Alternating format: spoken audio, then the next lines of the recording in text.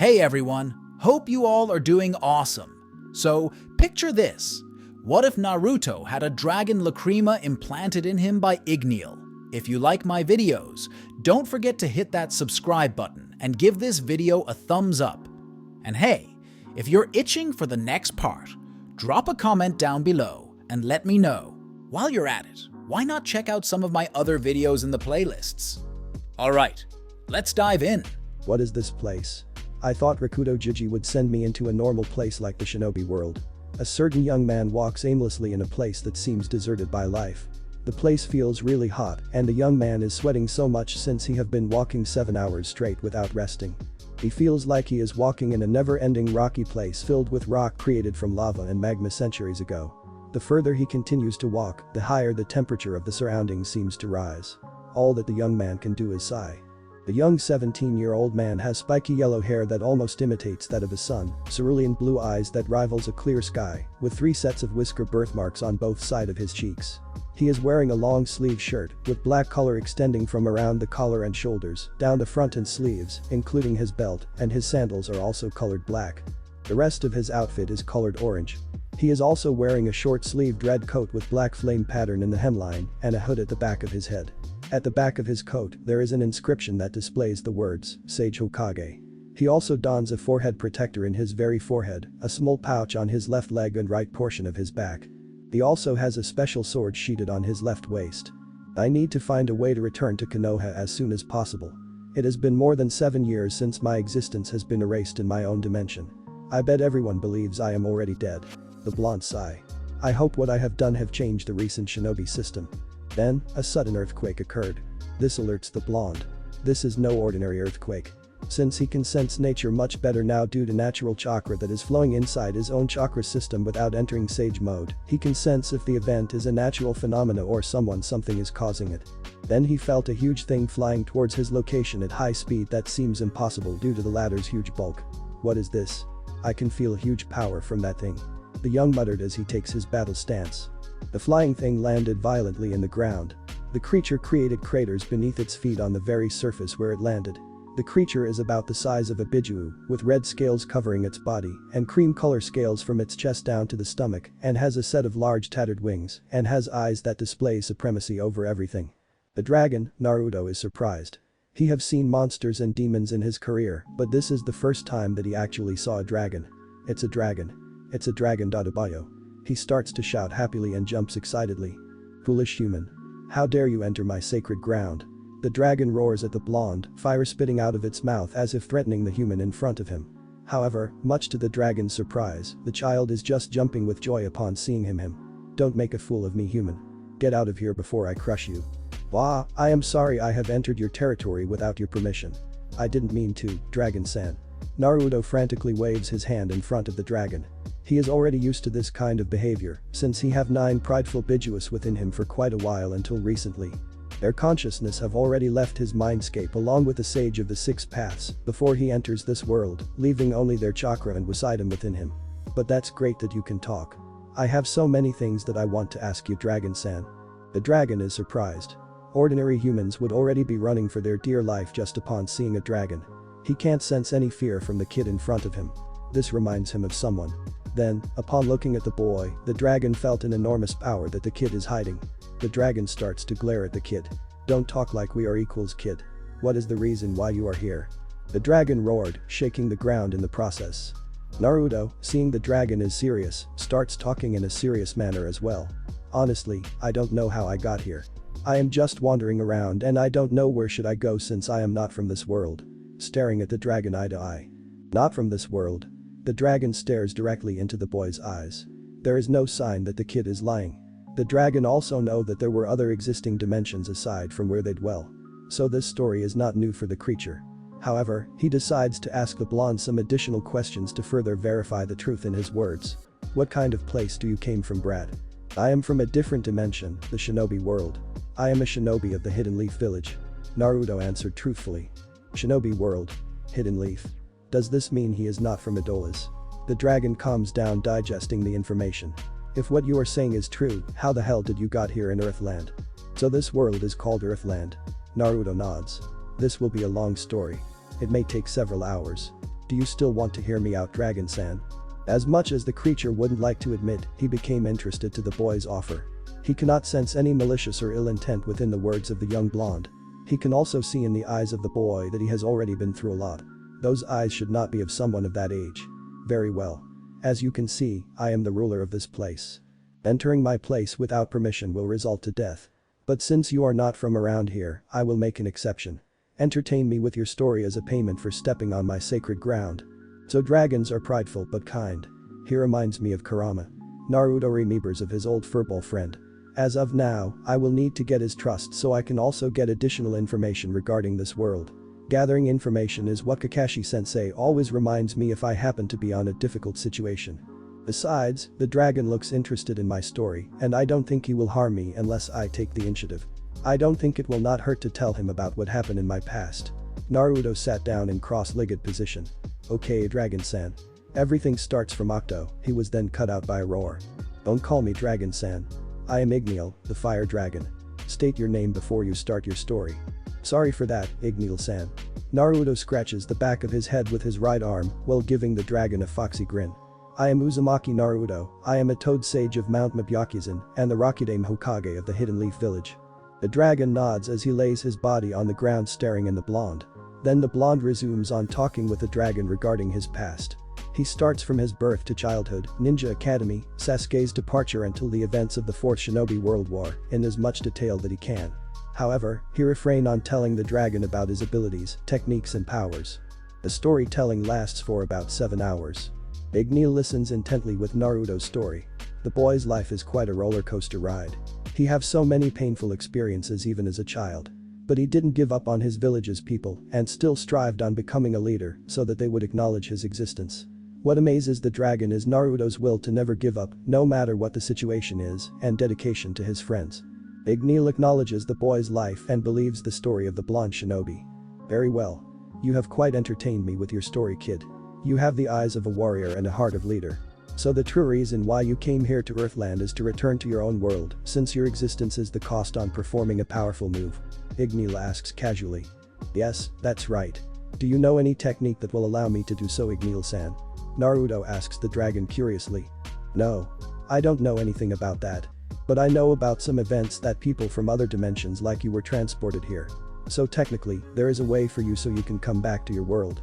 I see. Looks like I have to continue on traveling in this world so I can find additional information. Naruto puts his right hand in his chin in a thinking pose. But before I can find information regarding that, I must adapt first into this world. Say, Igneel-san. Does all the inhabitants in this world are dragons like you? A moment of silence float within the air until the dragon bursts laughing. Naruto wonders if he says something funny while giving a grin of his face. There are also humans here, kid. If there weren't any, I could have killed you thinking that you are a bizarre creature. The dragon continues to laugh while Naruto seems to relax a bit, knowing that there were humans like him in this world. If you need to gather information, I will send you to the nearest town from here. However, to make your information gathering worthwhile, it would be best for you to join a guild. What is a guild? A guild is where a group of humans doing various things together to achieve their goals. Your guild can help you gather information or provide you information if one among them already have an information that you are looking for. I see. So the best move to do right now is to join a powerful and influential guild. Yes, kid. That way you may also meet my son. He is a member of a certain guild. Huh? A baby dragon joining humans in a group? My son is a human. I adopted him and raised him and also trained him so he can use my dragon skills. Wow. Dragon skills. He might be powerful. Can you teach me those techniques as well? No, I have taught my son everything. I don't have any intention teaching anyone else. Naruto just nods while smiling. Even though he is a dragon, he can see that he loves his son so much. The thought reminds him of his own father. Why did your son leave you to join a guild? Actually, I am the one who left him. One of the reasons why he joins a guild is because he is looking for me. But I don't want to see him now as much as I would like to. Naruto would like to retort about the dragon's statement. However, he also remembers that his father have sealed Kurama inside him right after his birth due to important reasons as well. So he believes that it is better not to butt in with that. Naruto, if you happen to meet my son, don't tell him that you have met me or I will never forgive you. Igneel said, glaring at the blonde. Not just my son, but any other people that you may encounter. Don't tell them anything about you seeing a dragon. It is for your own good as well. I understand. Naruto nods once again. I'll be going then now. I apologize for taking your time, Igneel-san. Where is the road to reach the closest town? Before you leave, let me test your abilities, Naruto. Igneel stood up from the ground and now giving a glare towards Naruto. Naruto is surprised by the sudden proposal from the dragon. Why? I can sense a power that rivals that of a dragon within you. That power should only be available from a dragon slayer. Dragon slayer power can only be obtained if a human is trained by a dragon. Naruto is then surprised by Igneel's statement. He is not trained by a dragon, but he knows how to use Ryuutner dragon release 𝐫𝐞𝐽𝐸, since it is the 𝐫𝐞𝐽𝐸 of the 𝐤𝐢𝐳𝐵. He is concealing that power, but this dragon were still able to sense it. If you are not trained by a dragon, you must have a natural blood to become a dragon slayer to have such power. I want to train you to maximize your potential. But I want my only son to have my power. But I have an alternative offer for you. So I want to test your power. Igneel then starts to flap his mighty wings and starts to fly high. Hey. I haven't agreed yet, Igneel-san. Naruto waves his hand to retort, but it is futile. Igneel starts to concentrate his power on his lungs, gives a deep breath as if preparing for a breath attack. Naruto narrows his eyes. This feeling, this is a massive Kaiten attack. Naruto thinks on how to counter the incoming attack. He can counter the fire attack with a water attack, however, since dragons are prideful, this might give a bad impression, and it may treat him as a threat. If he dodges it, Igneel will continue to attack until he uses one of his techniques. He also don't want to use the dragon release techniques, since it might hurt Igneel, since those techniques have super effective damage on mythical creatures, such as dragons or demons. So he just thought about the best possible response to Igneel's attack. Igneel then charges his attack from his mouth while continuously soaring high towards the sky. He stops after reaching the clouds, concentrates, then blasts a powerful flaming breath attack. The flames from the attack is so concentrated that even the clouds turn to ashes upon its release. Naruto creates a set of hand signs. Then he also concentrates his chakra from his lungs. Then releases it with full force from his mouth. Kaiten. Kikyaku no Jutsu. Naruto uses one of the Uchiha's standard Kaiten techniques. It may be a standard technique, however, since Naruto input several more times chakra into the technique, including the density of his chakra, the technique is enough to counterbalance Igneel's flaming breath attack. The two massive fire attacks collide in midair. Large shockwaves were produced by the impact. Naruto braces himself due to the shockwave, while Igneel loses his flight balance for a moment. The two flame attacks fights for dominance, and within a few seconds, neutralizes each other. The two sets of fires disappears into thin air, causing the atmosphere surrounding them. Felt like the wind has invisible flame that can burn anything to ashes. Igneel, satisfied by what he have seen, landed violently on the ground near Naruto. So you are a fire element user like me, Naruto. The dragon stare at the blonde. Naruto wanted to retort that he can also perform other elemental attacks, but it will not do any good in this moment. If he told the dragon that he can use water attacks, this may make the dragon realize that he is being underestimated by a human, straining the good terms that they already have. Yes. That's right, Igneel-san. Naruto just nods. Amazing.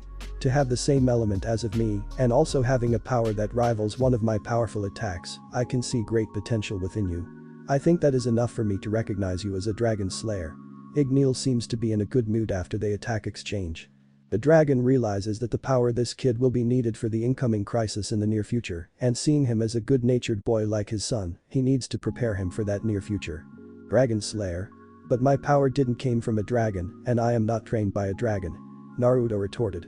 I know. That's why I have decided that I need to make you a dragon slayer. But you have said that you have already taught your son all your skills to become a dragon slayer, and you will not teach those techniques to any other else, right? There are two ways to make someone a dragon slayer. First is that the person is needed to be trained by dragon, just like my son. The second way is to implant a dragon Lacrima into a person, making his attacks to have the same effect as that of a dragon slayer. Technically, you will become a dragon slayer of your specific element. Since you are a fire user, your attacks will be a fire dragon slayer based attacks. Wow. Naruto said in surprise.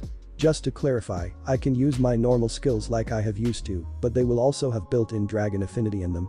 Yes. If you use the same fire attack earlier, once you already have a dragon Lacrima within you, it will be the same fire element attack, but it is the same as if a dragon have created that attack. That's cool. Naruto said excitingly, but he suddenly realizes something. First, he can perform multiple elemental attacks. If he is considered as a fire dragon slayer if he uses fire attacks, then he can also considered as a wind dragon slayer if he uses his wind element attacks. Second, he remembers what the Sage of the Six Paths have told him during his training, that Dragon Release is the most powerful elemental affinity. He can make a wind-based attack from Dragon Release, and it will be treated as both wind-based and dragon-based attacks. If his own wind attacks have built-in dragon affinity, and if he combos it with his own Dragon Release, it will technically make his own dragon attacks much more powerful. Wake up from your daydreaming, kid. Igneel wakes up Naruto from his daydreaming. The decision will still be coming from you. Will you be accepting my dragon Lacrima? Of course, Dadabayo. Naruto replied without hesitation. So you will not teach me any Dragon Slayer techniques and just use my usual techniques and it will still have the same effect as that of a Dragon Slayer techniques? Yes, that's right, Naruto. Since you already have powerful skills from your own world, you will not need to learn Dragon Slayer attacks. Dragons only teaches Dragon Slayer attacks to their adopted sons. It will be up to the Dragon Lacrima-based Dragon Slayers if they will create an attack based on their elemental affinity. But as I can see, you have a lot more arsenal of attacks within you, so you will not need to do that. Naruto nods from the information. Alright then, close your eyes. The dragon commanded to the blonde. I will implant my Dragon Lacrima within you, and I will also transport you to the nearest town, so that you cannot keep on track of my place in case you want to return here. Wah, does that mean I will not be able to see you again when I reopen my eyes? Yes. It will be the best for the both of us. Igneel said seriously. Close your eyes, feel the Lacrima that I will implant within you, then listen carefully to the things that I will tell you. Naruto nods, relaxes his muscles, then remains standing still and closes his eyes. As soon as Naruto's eyes closes, Igneel's claw touches Naruto's forehead protector, then a magic circle appeared on the ground where Naruto is currently standing. Naruto's body is then suddenly covered by flames. It is not your usual red flames, but golden flames with shining glitters. This is my Dragon Lacrima, Naruto. Humans who have Dragon Lacrimas will technically be considered as a Dragon Slayer, with the same powers as that of a Dragon Slayer trained by a dragon. Dragon Slayers have a huge responsibility, that's why very few were chosen to become one. You have earned my trust, and I believe that you will use this power properly. Igneel said. Naruto nods without opening his eyes. The Dragon Lacrima automatically increases your recent abilities and powers. That's why you will need to train yourself on using this power and master it to the degree as that of a Dragon Slayer. Also, Dragon Slayer with Dragon Lacrima can also increase their abilities further by activating the Lacrima itself within their bodies. This will make the Dragon Slayer enter Dragon Force. Dragon Force will increase your power 2 to 3 times stronger than that of the passive enhancements that the Dragon Lacrima have already provided you after I implant it to you. Use these powers properly and you will reach the place that you have always wished to reach for. I see. I understand. I will continue to live with my ideals and protect those that are important for me. Thank you for this power, Igneel-san. I promised you that I will use this power properly. That's a promise, Dadabayo.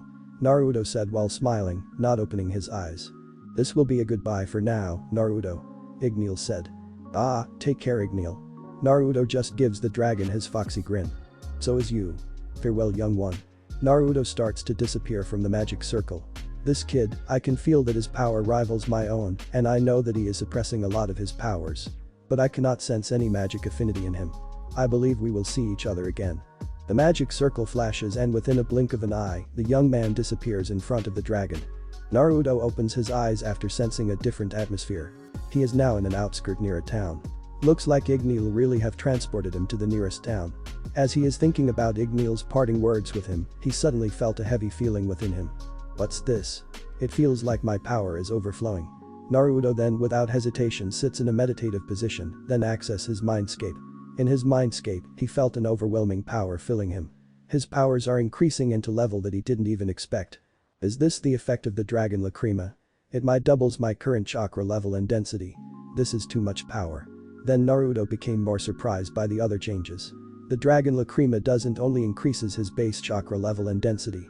It also increases the level and density of his hidden chakra, Itachi, Sasuke, Madara and Hashirama's chakra, his own Namikaze, Uzumaki, Senju and Uchiha chakra, has stored by Akigusa and Senjutsu chakra sealed in his forehead, the Senjutsu chakra naturally flowing inside his chakra circulatory system, and what surprises him the most.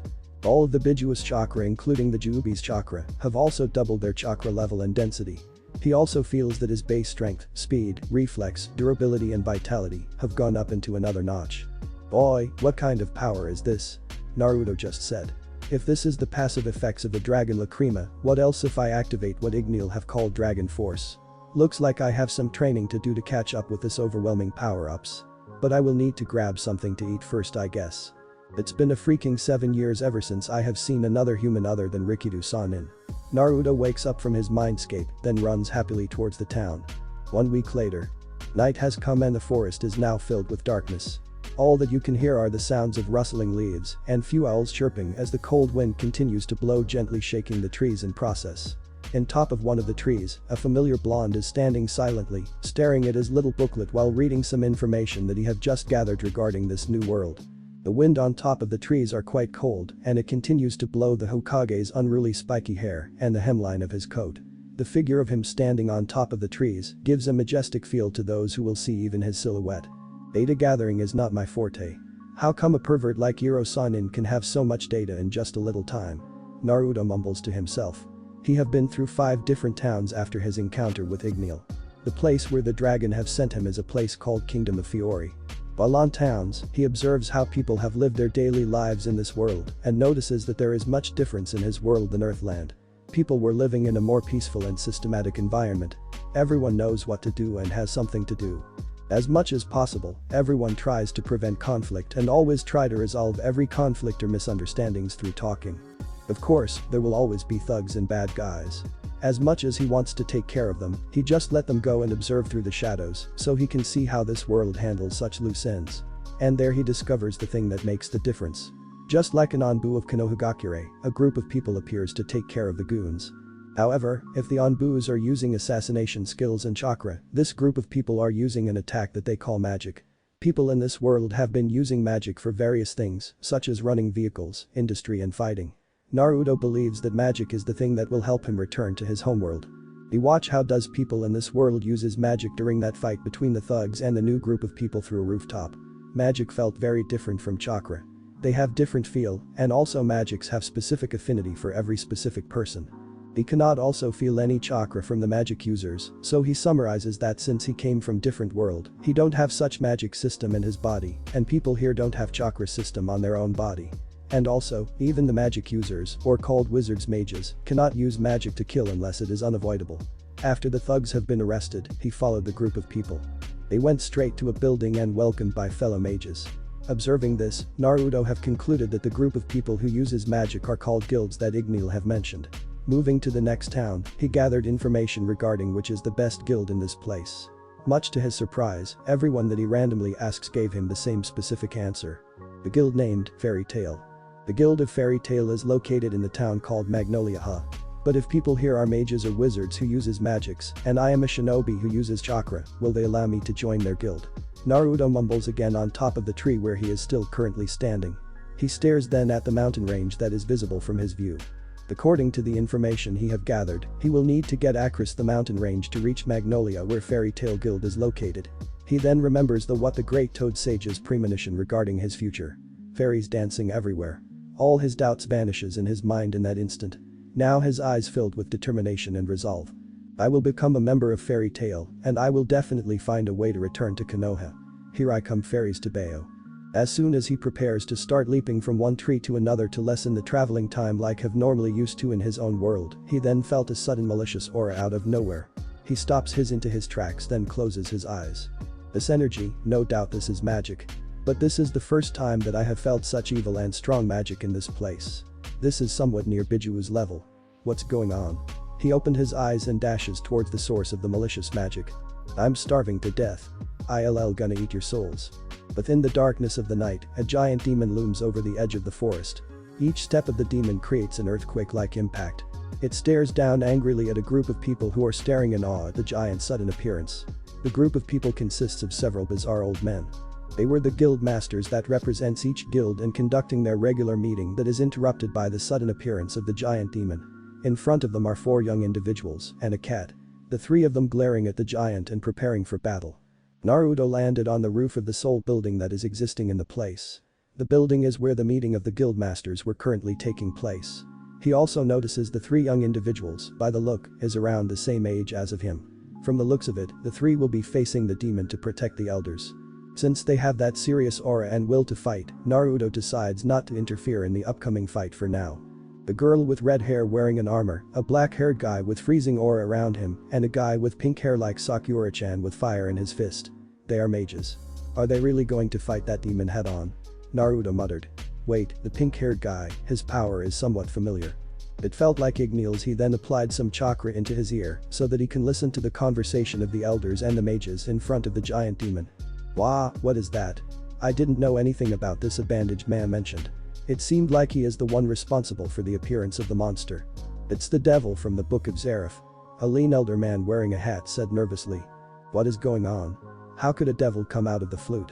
A beautiful female young mage with blonde hair muttered, scared of the thing that appears in their very eyes. That devil is Lullaby itself. It is a living magic. One of Zareth's magic. Retorted by the same old man with hat.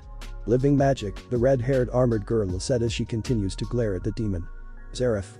You mean the mage from ancient times? The dark-haired guy beside her is surprised from the information. Archmage Zareth. The most atrocious mage in the history of magic world. I never imagined that his legacy from several hundred years ago would reappear right in front of us. A fat but man that looks like a gay with lipstick in his lips mentioned. The giant roared again, then looked at the mages in front of him, as if looking at crawling insects. Now, whose soul should I enjoy first? The demon said mockingly. I have decided. All of yours.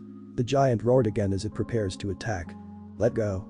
The red-haired armored girl commanded the black-haired guy and the pink-haired guy beside her. Without another word, the three dashes towards the demon giant to commence an attack. Equip. The red-haired girl's body then suddenly covered by light. Within seconds, her armor have changed into a little more revealing one, showing a part of her cleavage with long skirt and wings made of metal.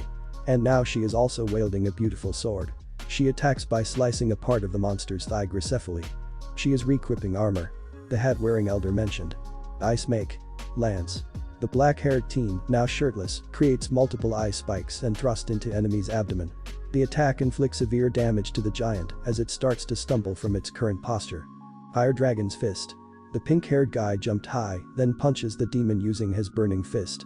The demon's head flung sideways violently. That one is an ice wizard. The elders were amazed by the magic of the black-haired guy. One is using fire. It is a fire wizard. Another elder was surprised by the power of the pink-haired guy. Their movements are perfectly sync. Said by the female blonde teen that is amazed by the performance of her teammates. The flying blue cat agreed.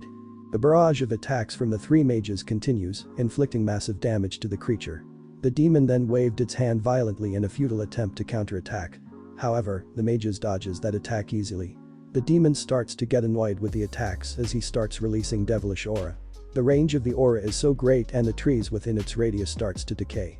Listen to my beautiful song. The ground shakes and the demon starts to gather large amount of magical energy on his mouth, just like a 𝐫𝐞𝐬𝐿. It is aimed at the meeting hall and the elders. The three mages then stood in front of them as if preparing to protect the elders from the attack. The demon fires its attack towards the group, destroying everything in its path. Ice make. Shield. A giant shield of ice blocks the attack perfectly created by the black-haired ice wizard. However, the shield shatters after the attack. Then they notice that the giant demon is preparing another attack using the same magic blast from its mouth. Shit. I will not make it on time. The ice wizard mumbled. The pink-haired fire wizard and the armored girl stood in front of the ice wizard as if thinking of trying to fend off the incoming attack. However, they know that they will suffer severe damage if they do so. But they will need to do this since they love the guild masters standing behind them that acts as their parents since they were young. Natsu. 𝐸𝐻𝐶. Gray. The blonde girl and the flying cat shouted from the distance. The demon fires its attack. The three teens braces themselves for the upcoming attack. Closing their eyes, they have accepted the incoming pain to protect the elders. However, an old, small man walked towards them. I will take care of that attack. Take care of the demon after that. The three stared at the old man and then retorted. You don't need to use your magic against this kind of opponent, master. We will take care of him after blocking this. The armored girls speak on behalf of the two guys who turned their focus back on the incoming attack. Suddenly, a voice out of nowhere can be heard.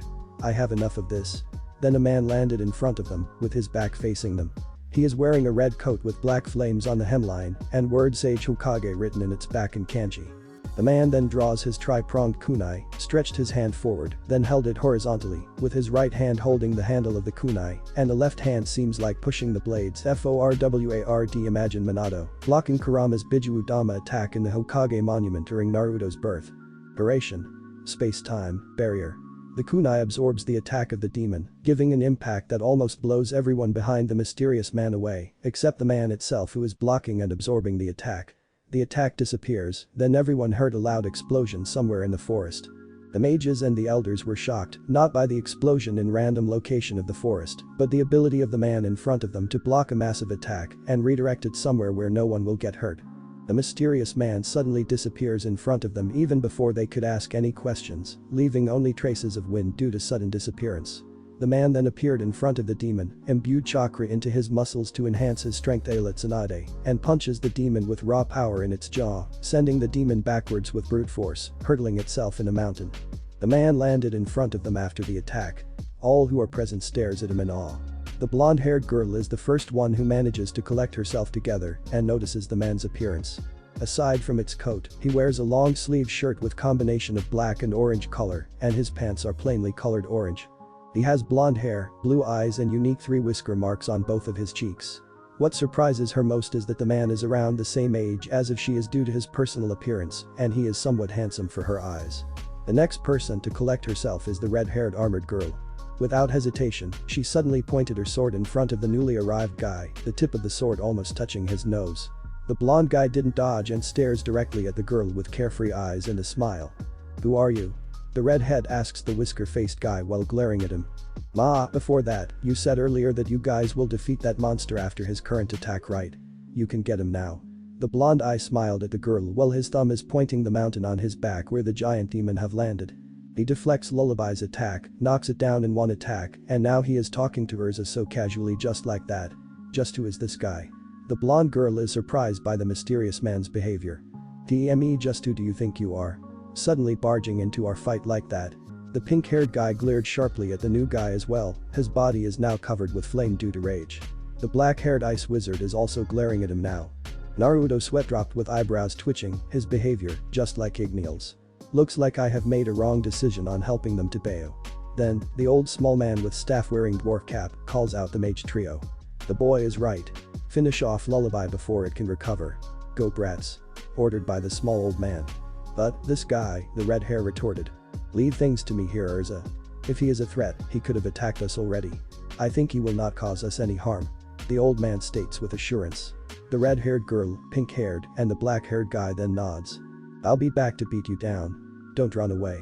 The pinkhead shouted while pointing his right index finger into the blonde guy before the 3 dashed to the demon. Equip. Blackwing armor. The redhead, named 𝐸𝐴𝐵𝐴, changes into a new form of armor with black overall color and a little more revealing than her previous one while continuously dashing towards the demon. Ice make. Saucer. The ice wizard creates a saucer-shaped ice and prepares to attack the target monster. Fire Dragon's brilliant flame. The fire wizard combines 2 flames from both his hands, creating a large fireball-like flame, and throws it to the opponent. The 3 attacks landed into the demon at the same time, destroying it in the process. Everyone who saw this event watched in awe and admiration for the power the 3 mages have just used. The force of their attack drive the demon towards the meeting hall, and the demon falls on it, destroying the building. "This is impossibly 𝐸𝐴𝐵𝐴." The demon shouts before it disappears, signaling its defeat. "Xeris demon has been defeated easily. I am impressed." The guild masters and elders are now complimenting the deeds of the young mages for defeating the demon. This is Fairy Tail's strongest team," the blonde-haired girl mentioned to herself. The flying cat just agreed with the statement. "Excellent brats." The small old man mumbles to himself. The old man is standing beside Naruto watching as the events unfold. Naruto hears this and also said, "Yeah. They are different from other mages that I have met. They're strong." While looking at the 3 who are emerging from the battle scene. The old man look up at the young man beside him. "Those are my children. Glad to hear that compliment for a powerful mage like you, kid." Knowing that he is not a mage but a shinobi, Naruto simply shrugs the compliment from the old man, smiles with a foxy grin, and starts walking away. "Who are you, kid? I can sense great power within you. I doubt you will just appear out of nowhere here, help us here, and then leave like a wind?" Asked by the old man seriously. Naruto turns to face the old man and stared at him in a distance. "Don't worry, old man. I am here just to help you guys. I don't have any other intentions. I happened to pass by this place and sense that demon." "You're just a passerby. Where are you planning to go then, young man?" "I am on my way to a town called Magnolia, old man." "What do you plan to do in Magnolia, boy?" the old man suddenly asks in curiosity. Naruto scratches the back of his head and I smiled with a little blush. Actually, I have been planning to join a guild named Fairy Tail Tabeo. The old man's eyes grew wide. He have seen a little of this boy's abilities and already knew that this boy is a powerful person. He cannot imagine someone with this caliber will be joining his guild without any reason whatsoever. The old man then concluded that this kid might need some help regarding something and thinks that his guild can provide appropriate solution on his needs. He also cannot sense any lies or malicious intent with the boy's words. So he decided to tell him that he is the master of Fairy Tail Guild. As the small old man is about to respond to the boy's words, a sudden mild wind blows and then the whiskered boy says, "See ya Gigi," and then disappears in a swirl of leaves. The old man is surprised about another unique ability of the guy since he can no longer sense him after the very moment the blonde left. The armored redhead saw the disappearing act of the blonde guy and went straight to the old man, followed by the ice wizard and the fire wizard. "Master, where is that guy? He just disappeared." "I don't know. Maybe it is also one of his abilities. But don't worry 𝐼𝐳. I cannot sense any ill intent within him. However, I can sense that he is suppressing huge amount of power. I have also sensed it, Master. That's why I became wary of him at first. But if Master says he is not a threat, then I will believe it. So he ran away now, J-chan. He surely is a coward. Butting in our own fight just like that, then running away," the pink-haired guy retorted. "Aho. As if he will be running away from you. Did you see that brute strength he just used while punching Lullaby? If you got hit by that, I bet your head will got separated immediately from your body," the ice mage said, countering the other guy's words. "Not only that, Gray. I didn't feel any magic when he leapt from the location where he was currently standing before attacking Lullaby directly, meaning his movement speed is on par with my flight armor at the very least. The power of his punch also rivals my strength while using the giant armor. To think that he can passively do that without any magic enhancement is terrifying. And have you also seen how he blocked the attack and redirects it in a random location towards the forest, did you? Blocking a powerful attack like that is not just an ordinary ability." 𝐼𝐳 looks at the ice wizard while talking. "What?" The fire mage is surprised from what 𝐼𝐳 have stated. "Does that mean that cat-faced guy is on the same level as of you, 𝐼𝐳?" "That's my rough guess, Natsu. If he really is hiding more power based on what I and Master have sensed, he maybe is stronger than me," 𝐼𝐳 concluded as a matter of fact. "That guy is stronger than 𝐼𝐳." The blonde girl shouts, raising her hand in surprise in a comedic fashion. It is rare to see 𝐼𝐳 acknowledges someone being more powerful than herself, so that may be true, Lucy. The talking cat named Happy responded. "Woo. I want to fight him right now," Natsu shouted impatiently. "You cannot fight a civilian, Natsu. That is against our guild's rules," the small old man responded to Natsu. "He is a civilian. No way, even a mage usually don't have such brute strength, Master Makarov." Gray questioned the guild master. "How did you know that he is a civilian, Master?" Lucy asks the old man. "He said something to me that verified himself being a civilian." "What did he say, Master?" 𝐼𝐳 asks interestingly. Makarov smiled. "He is on the way to Magnolia to join Fairy Tail." Before I could respond, he has already disappeared. "What?" Natsu, Gray, 𝐼𝐳, Lucy and Happy's jaw dropped. Then, the other guild masters interrupted the chatter of the mages and their master. "Great job, Makarov. Looks like we owe Fairy Tail this time." "Nyahahaha." Makarov just let a prideful laugh until he noticed something out of place, and then, his facial expression suddenly went pale. The other guild masters, along with the mages of Fairy Tail, also followed the gaze of Master Makarov. "What? The regular meeting hall has been destroyed." The guild masters shouts in unison except Makarov. "We went overboard again." "Wahahaha." Natsu just laughed it off. "At them." The guild masters shouted as they chased the strongest Fairy Tail team comically. Naruto decides to take a rest and decides to continue his travel towards the city of Magnolia the next day, since it is almost midnight already. However, unlike the usual sleeping method of lying on the ground while cuddling into a sleeping bag, Naruto has been sleeping in a way more different method than what he have normally used to, ever since he have arrived at Earthland. His sleeping position is taking a meditative sitting position while his eyes are closed. This way, he can sleep in harmony with nature, still gathering senjutsu chakra and stocking it into his body, so he get used to it to activate his Sage Mode level 2 whenever he needs to. He still continues to combine his own chakra and senjutsu chakra inside his own chakra system. Also, in this way, he can detect danger and act accordingly if he needs to, since his senses are far more active while accessing senjutsu chakra than his normal senses, even while he is sleeping. In his mindscape while sleeping, he is continuously training on using his elemental affinities, 𝐫𝐞𝐽 abilities, ninjutsu, taijutsu, kenjutsu, fuinjutsu and doujutsu techniques, chakra control including 𝐫𝐞𝐽 chakra control, senjutsu chakra manipulation and control, his clan techniques. And now maximizing the power of his dragon Lacrima and dragon force using the 𝐫𝐽 training style. The next morning, he continues on hopping on trees towards the same direction. He noticed that the forests in this world has smaller trees than in his world. However, this world has much better senjutsu chakra since people here are using magic, not chakra, in their daily lives, so the senjutsu chakra is not polluted. Then he notices a group of people below the trees, so he stopped hopping and see what are they about. Below the tree, there were group of men holding dangerous objects. One has a sword, a knife, and all sorts of basic weapons. They were gathering in semicircle formation, and in front of them is a girl. The girl has violet hair with a red-colored ribbon pinned at the back of her head as her hair accessory. She is wearing a long-sleeved dress colored sky blue with few stripes of blue, and her dress has a collar with red ribbon in the neckline. To top it all, she is wearing an oblique-shaped eyeglasses.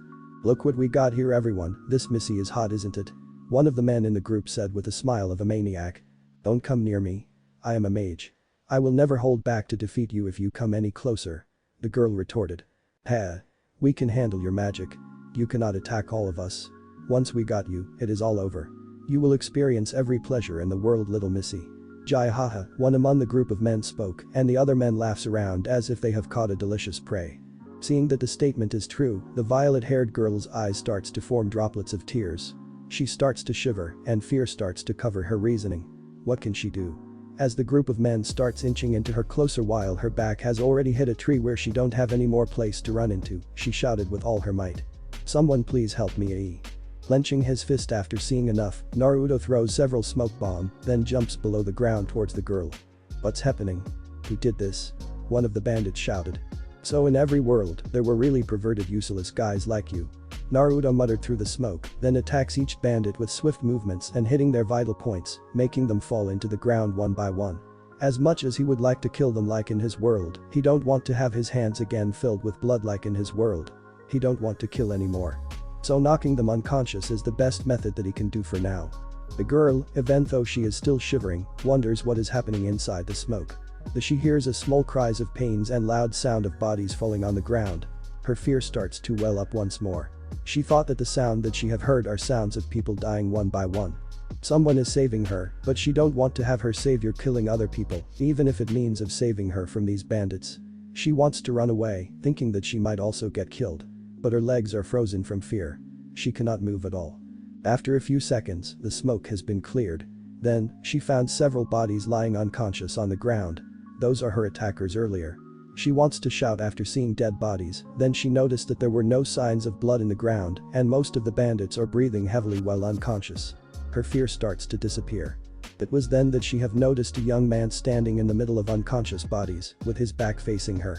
The young man is wearing a red coat with 𝐸𝐴𝐺 inscription in the back with black flames on the hemline, shining blonde hair, cerulean blue eyes and 3 whisker marks in his cheeks. The guy then stares at then turns around walking towards her. "Are you alright miss?" Naruto asked in a worried tone.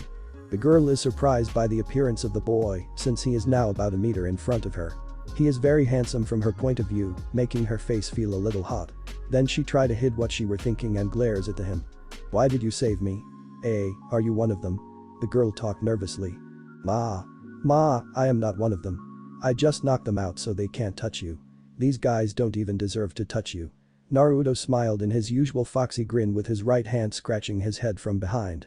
"I don't need you to trust me. I just want to save you. Maybe we should get away from here before these guys woke up." Hearing these words, the girl then relaxed. The boy has a goofy smile, yet she sensed warmth and kindness in them. She nodded and both of them starts walking away from the bandit side by side. "Thank you mister. I don't know what might happen if you didn't came to help me." The girl bows thankfully to the boy. "You don't have to do that. I just did what I know is right." Naruto waves both his hand in front of the girl violently. "And also, don't call me mister. It makes me feel old 𝐫𝐴," he said in a hurtful gesture in front of the girl. "What is 𝐫𝐴? A verbal tick?" The girl giggles with the boy's antics. "I am sorry. I didn't know your name. Since you saved me, I will introduce myself properly." With a small coughing sound, the girl stood straight and looks up in his eyes. "I am 𝐫𝐞𝐽 and I am a wizard." introducing herself with a huge smile on her face. I guess it will not hurt to tell her my name. Only Igneel knows my name here in Earthland after all. Naruto thought. I am Uzumaki Naruto, the Toad Sage of Mount Myabokuzen and Rakudame Hokage of the Hidden Leaf Village. Pleased to meet you, Lucky-chan. Chan? Wah, he is acting like we are close or something. Maybe she is just trying to calm me down because of the incident earlier. She thought. Mount Myabokuzen. Hidden Leaf Village. Where is that? I haven't heard of it. Lucky looked at Naruto, who is still walking beside her. It is very far away from here. It would be best not to go there since you will get lost on the way. Naruto shrugged it off to dismiss the topic. Lucky understands the indication and decides not to dig in deeper. I am lucky you are around during that time, Naruto. I really don't know how should I thank you. No worries. I am also glad myself that I happened to pass that time so I can protect you. And besides, this is the fastest route to my destination and I just happened to pass by and protect you. He is gentle and kind. So there were guys who are still like him. Lucky thought. By the way, since you mentioned that you were just passing by, where are you going, Naruto? Only a few people who knows about this route, so I am just wondering. Actually, I am on my way to the city called Magnolia. That's great. I am also on my way to Magnolia. That's the city where I currently live. Naruto frowns. Okay. You said that you were a wizard, right? Why are you walking alone in this dangerous route? You can just use a route where more people have been passing through, right? Actually, I am on a job. It is my first job in my guild, and when I finish it quite earlier than I expected, I feel overjoyed. I want Master and the others to know how well did my job went through as soon as possible. So I decided to take on the fastest route possible to make it to Magnolia. I didn't expect such thing will happen. Lucky gives a distant look. Naruto smiles at her. She just wanted to be acknowledged by her new guild. I see. You shouldn't do something like that. You have done your job properly, and your guild master will definitely acknowledge your achievement. There is no need to rush things. You should prioritize your own safety first, Lucky-chan. Naruto reaches out his hand and starts petting Lucky's head. This guy, he is treating me like a child. Using Chan in my name, now petting me like this. Lucky then removes Naruto's hand in her head gently, then stood in front of him, pouting. You don't have to treat me like a child, Naruto. I already am 15 years old. I bet we are just around the same age. Yes, you're right. I am just 17 years old, 𝐫𝐞𝐽. Naruto smiles, then, I apologize for that. I just don't want to see someone like you walking alone in a dangerous place. You keep on talking that this is a dangerous place. But why are you also taking this route alone? Aren't you afraid, Naruto? If I tell her that I am helping on trees, it will only lead more to questions. Naruto thought. You have seen it, right? I can protect myself. So I can walk on this route anytime. Even if Naruto wants to leave her to continue on faster traveling time by hopping on trees, she don't want to leave Lucky again in this route. That's why, Lucky-chan, since we have the same destination, let me escort you until we reach Magnolia so I can protect you. No more buts.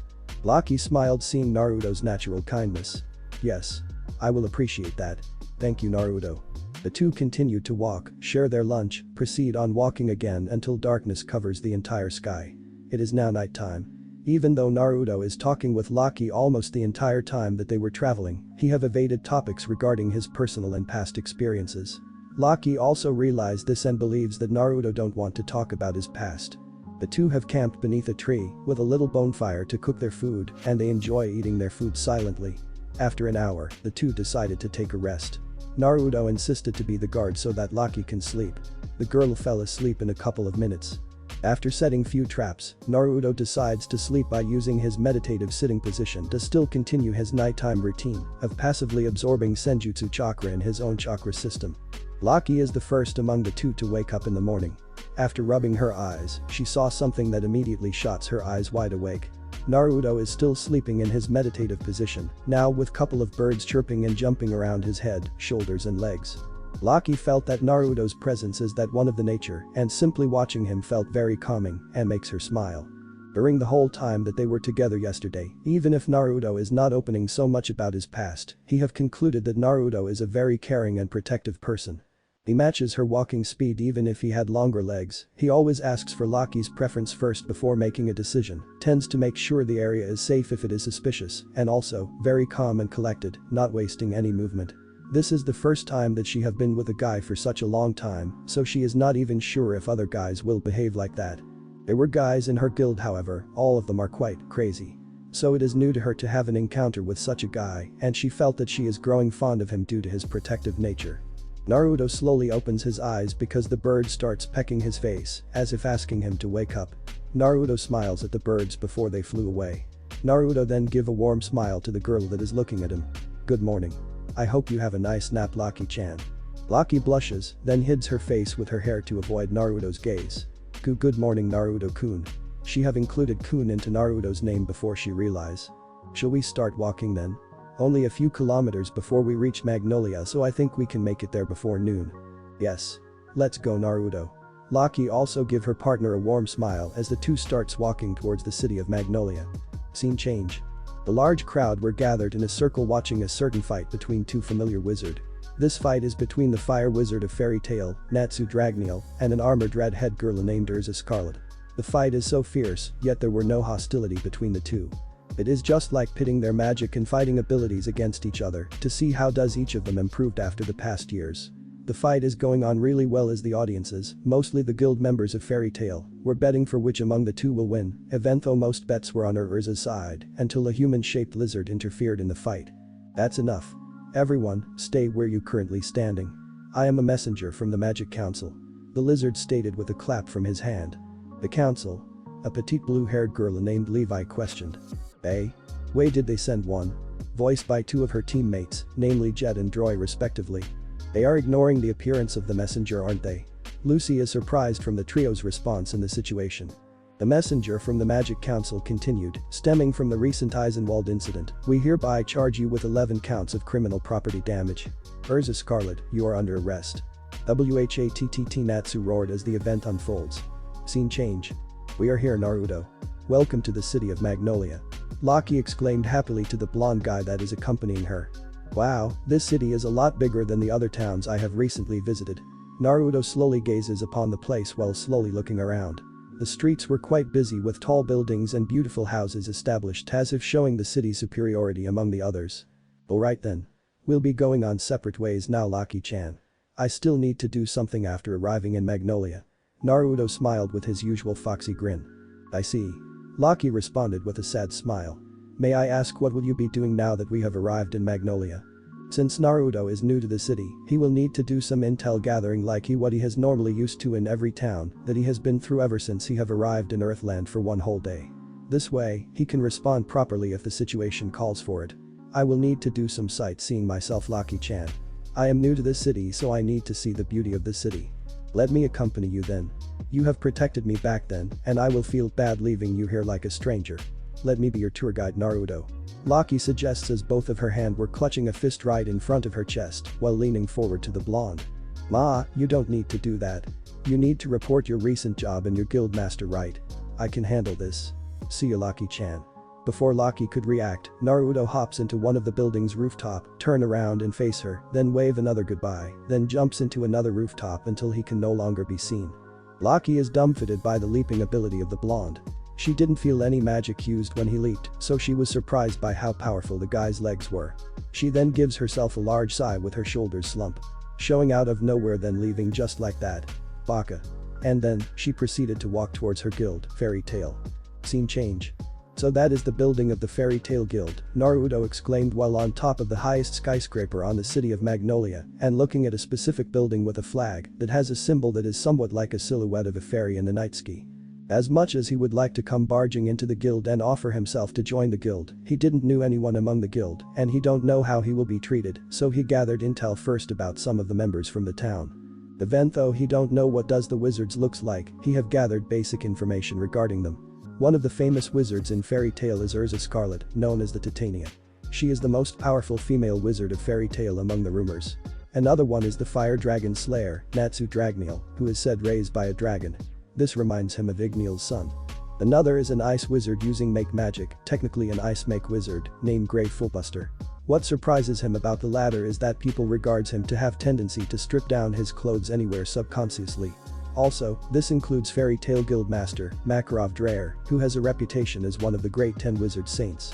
Other town people have mentioned guys to be the most powerful Fairy Tail Guild, such as Laxus Dreyer, whom is also Makarov's grandson, Mystigan, a mysterious hooded mage that conceals his identity, and 𝐫𝐸𝐵, being the most powerful mage of Fairy Tail next to Makarov.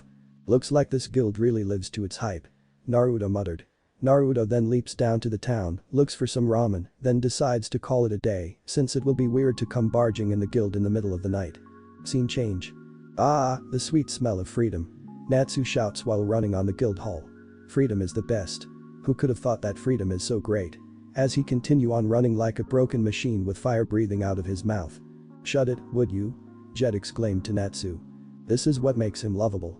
A beautiful silver-haired girl that tends to be the barmaid of Fairy Tail, named Murahin, spoke smiling kindly due to the Fire Dragon Slayer's antics. So 𝐸𝐻𝐴's arrest is just for show, Lucy saw while his head is lying in the table. To think that I am so worried. I see. She's a scapegoat, not a sacrificial lamb.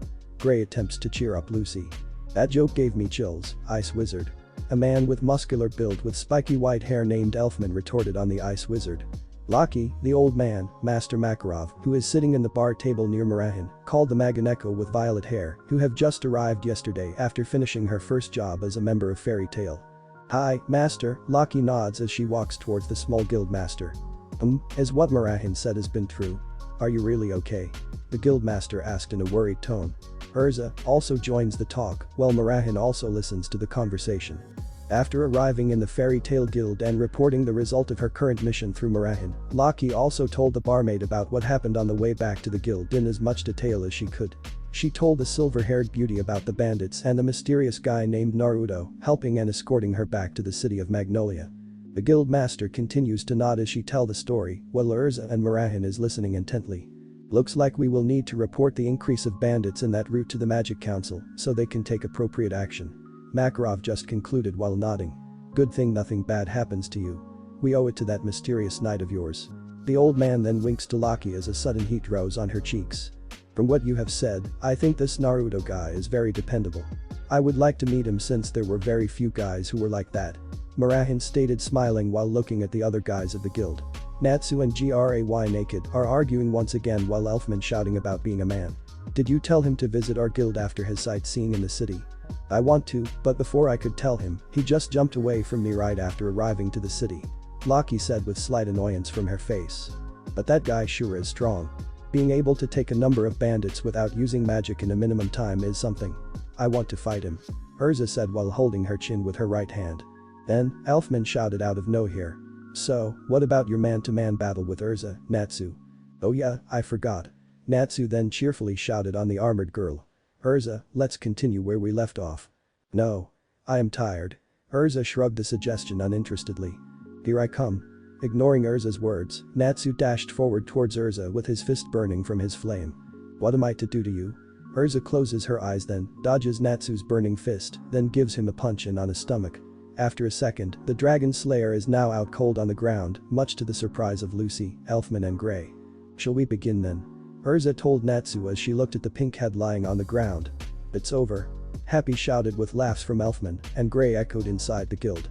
𝐸𝐻𝐴's strong. That's for sure. Elfman exclaimed. Suddenly, Master Makarov's face became a little serious, as if sensing a strong presence standing behind the main door of the Fairy Tail Guild entrance. 𝐸𝐻𝐴 also looks at the door after sensing the presence. So he has finally arrived. Makarov muttered. You mean him, Master? 𝐸𝐻𝐴 looked at the old man with a serious expression. Hearing this, everyone in the guild, including Natsu, who is currently standing up from 𝐸𝐻𝐴's attack, stared intently at the Fairy Tail's main door. The door starts to open slowly while everyone is waiting in anticipation. Then, a figure wearing a coat starts walking from the door. That's him. Gray stands from his seat with his eyes starts to narrow towards the guy who have just arrived. Don't be so tense everyone. I'll entertain our guest. Makarov said, jumping from the bar table and walked towards the newly arrived person. Wow. All of you have sensed my arrival. That's great 𝐫𝐴. The person said cheerfully. The guild master and the guest meets up in the middle of the walkway. Master Makarov smiled at guest. Naruto then looked intently at the small old man in front of him. While the other guild members starts to relax upon hearing the cheerful greeting from the guest. However, the girls from the guild appeared to be interested in this handsome newcomer. We met again, old man. I can't believe you are from Fairy Tail Guild. Naruto said. Actually, I am this guild's master, Makarov Dreyer, Fairy Tail Guild master. Pleased to meet you. Eh? Why did you not tell me when we met last time, old man? Makarov twitched from the old man address. Before I could tell you, you just suddenly disappear. Naruto, remembering the event, rubs the back of his head with his right hand and smiled in a foxy grin. Yeah, that's my bad. Naruto. Lacrima unconsciously muttered that caught the blonde's attention. Lacrima-chan. You are also a member of Fairy Tail. Why didn't you also tell me? Naruto complained at the Magneto. You are not asking anything about me, so I didn't tell you. I thought you were not interested. Lacrima walks towards him, stood with a little distance, then crossed her arm in front of her chest. The other members of the guild were surprised that Lacrima is acquainted with a mysterious man in front of them, even the latter calling the girl with Chan as if they were so close. So much for intel gathering. Hiro-san is definitely laughing his ass right now if he is watching me. Naruto thought, then slumps his shoulder. So you kids knew each other?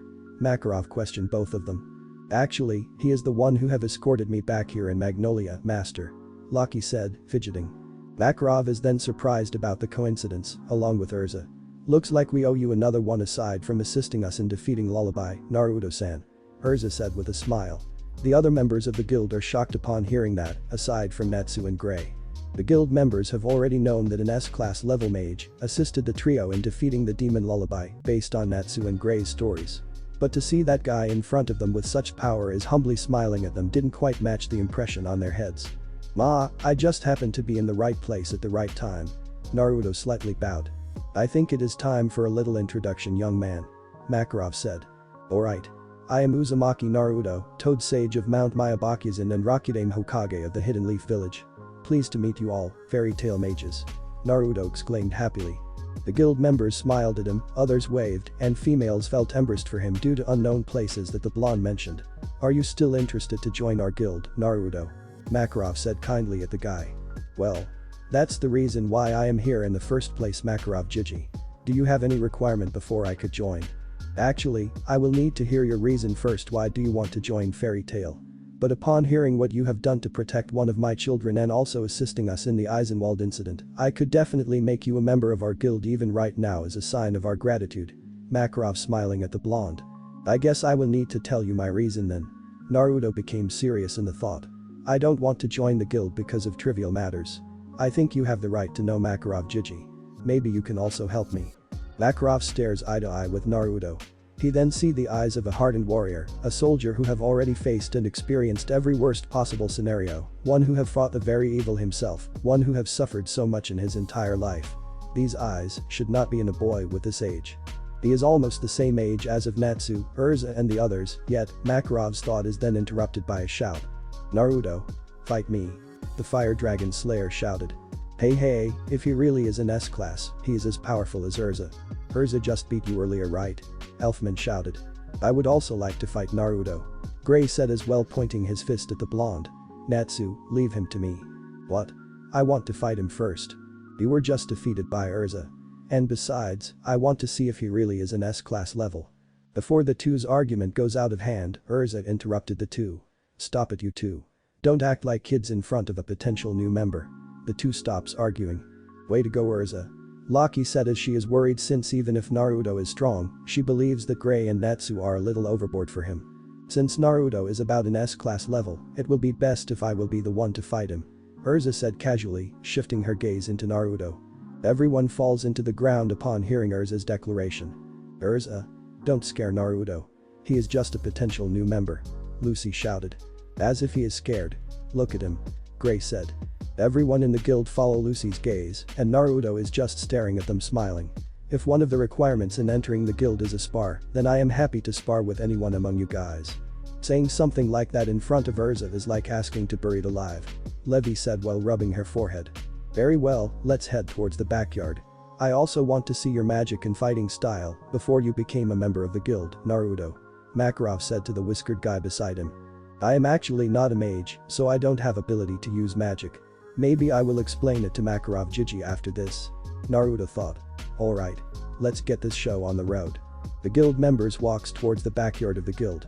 It is pretty big and always used when wizards needs to train or spar with each other. Naruto stands in a distance while Natsu, Gray and 𝐿ZA are still arguing who among them will fight Naruto.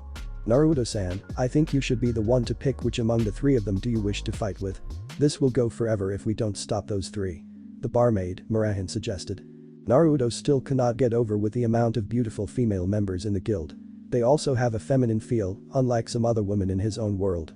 As he looks at the arguing trio, Naruto muttered something that shocks everyone. If you three cannot decide, then you guys can fight me at the same time. Abayo. Naruto smiled at the trio. What? Challenging Fairy Tail's strongest team just like that? Lucy exclaimed. Boy, are you sure about that? Gray said. Are you taking us lightly? Natsu glared at him. Don't worry. I have a general overview about your abilities during your fight against the demon. And also, this is only a spar, so it will be just alright. Naruto stated calmly.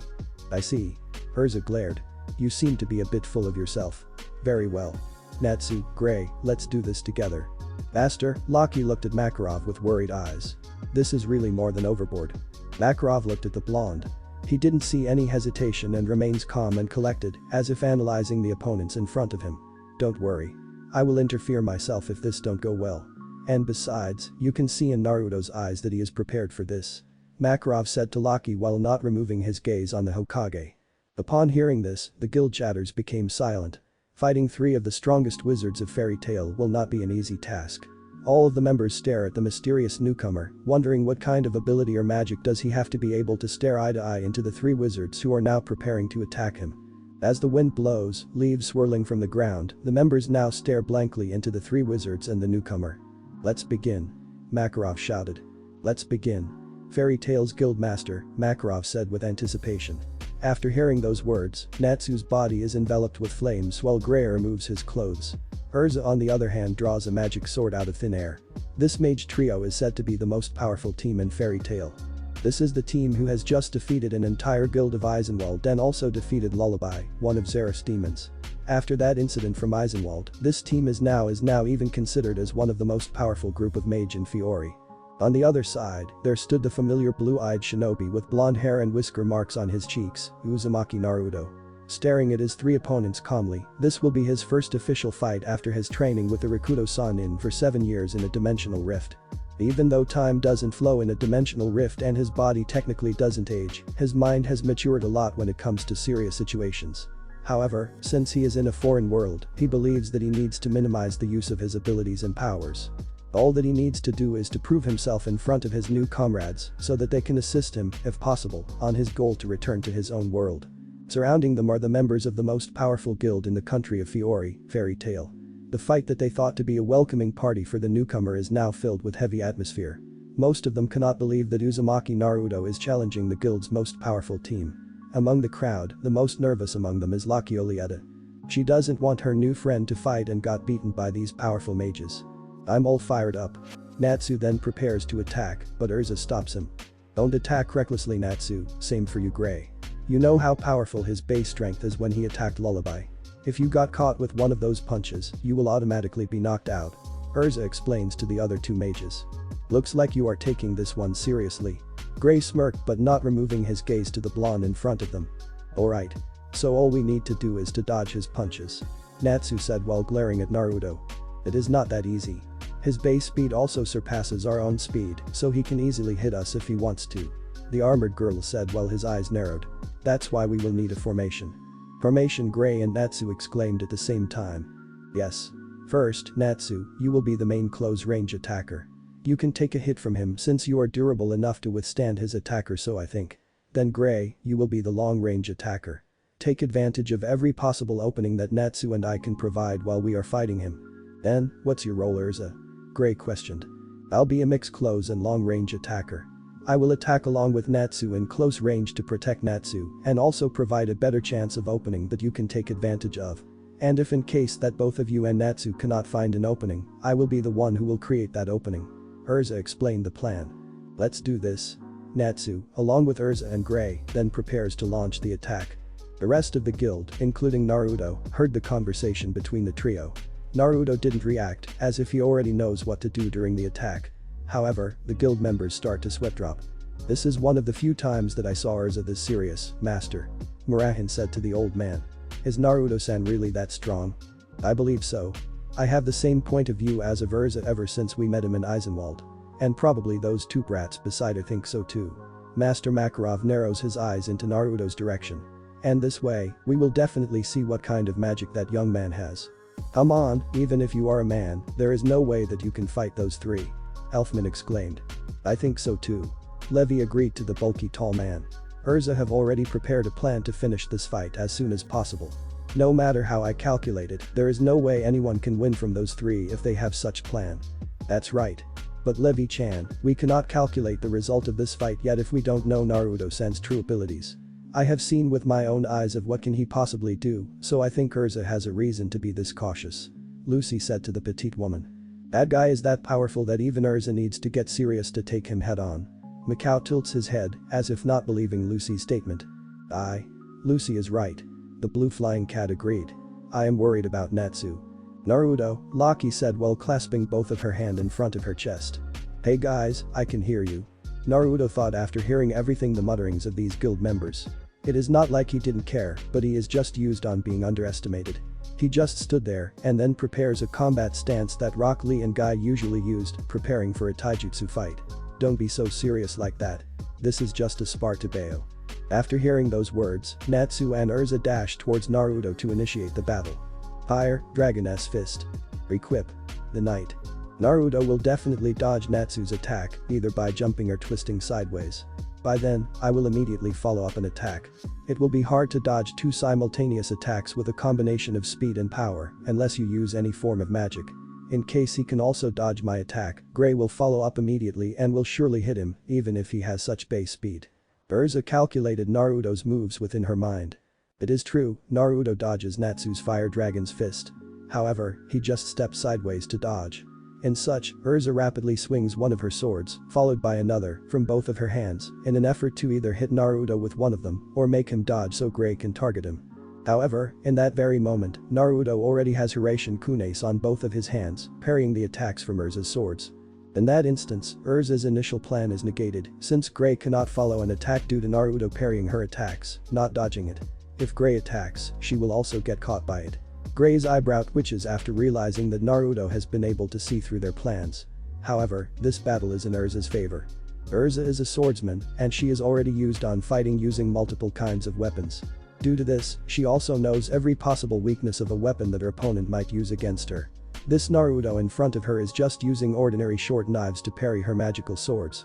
So she will just need to speed up her attack and take advantage of her sword's range advantage than the short knives that Naruto is wielding. She then just remembered that this is the very same weapon that Naruto have used to block Lullaby's attack. This makes her wary of the shinobi's weapons. Their weapon clash continues. Natsu and Gray are on standby, waiting for any possible openings that 𝐬𝐵𝐵𝐵 might provide in any given moment so they can attack Naruto immediately.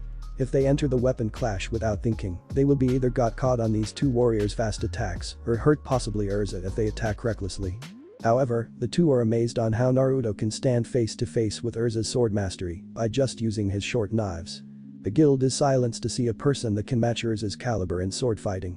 Makarov watches intently and still in awe how Naruto can fight 𝐬𝐵𝐵𝐵 without using any magic on a fight of this level. Naruto dodges, parries, and attacks. Same goes for 𝐬𝐵𝐵𝐵.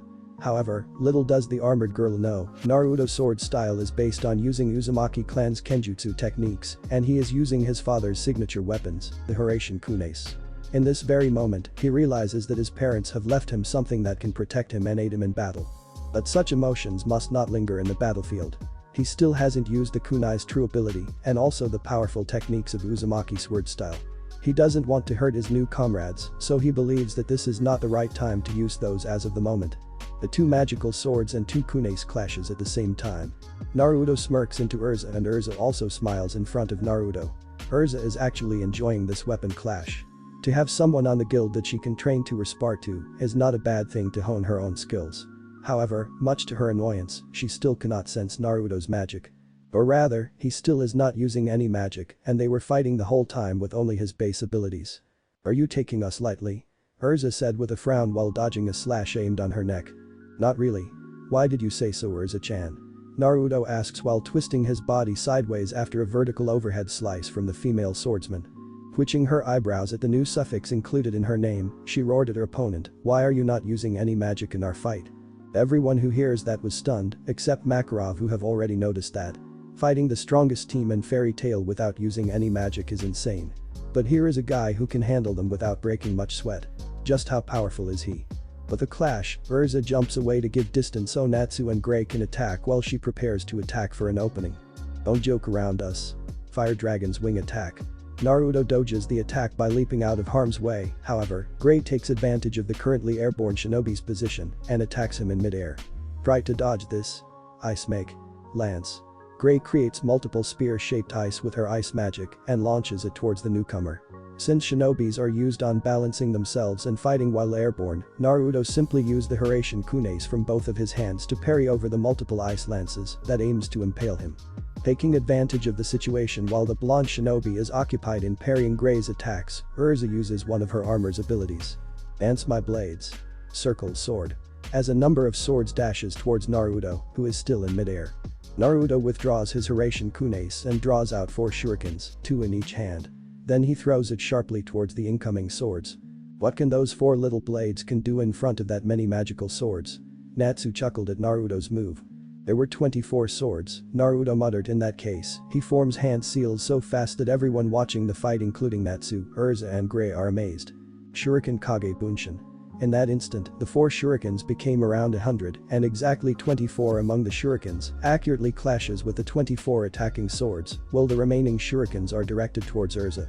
With his training with the Rakuto Sannin, Naruto has mastered shuriken jutsu that could rival Itachi's prowess, so hitting multiple targets is now just as easy as breathing for him. The redhead is surprised by the sudden increase of number of the blades. So that's his magic. Sure though, 𝐸𝐻𝐿's reflexes are very high and she can definitely dodge those incoming attacks, as long as she have an idea how many attacks she needs to parry or dodge. However, the thought of sudden increase in number of the blades rushing in front of her overwhelmed her. They didn't only deflect all of her swords, but also reverses the situation easily. And due to the sudden increase of the number of shurikens, she didn't have enough time to think how to dodge such fast and sharp blades. Gray then quickly dashes in front of 𝐸𝐻𝐿 with all his might. And then he casts a spell to protect both of them.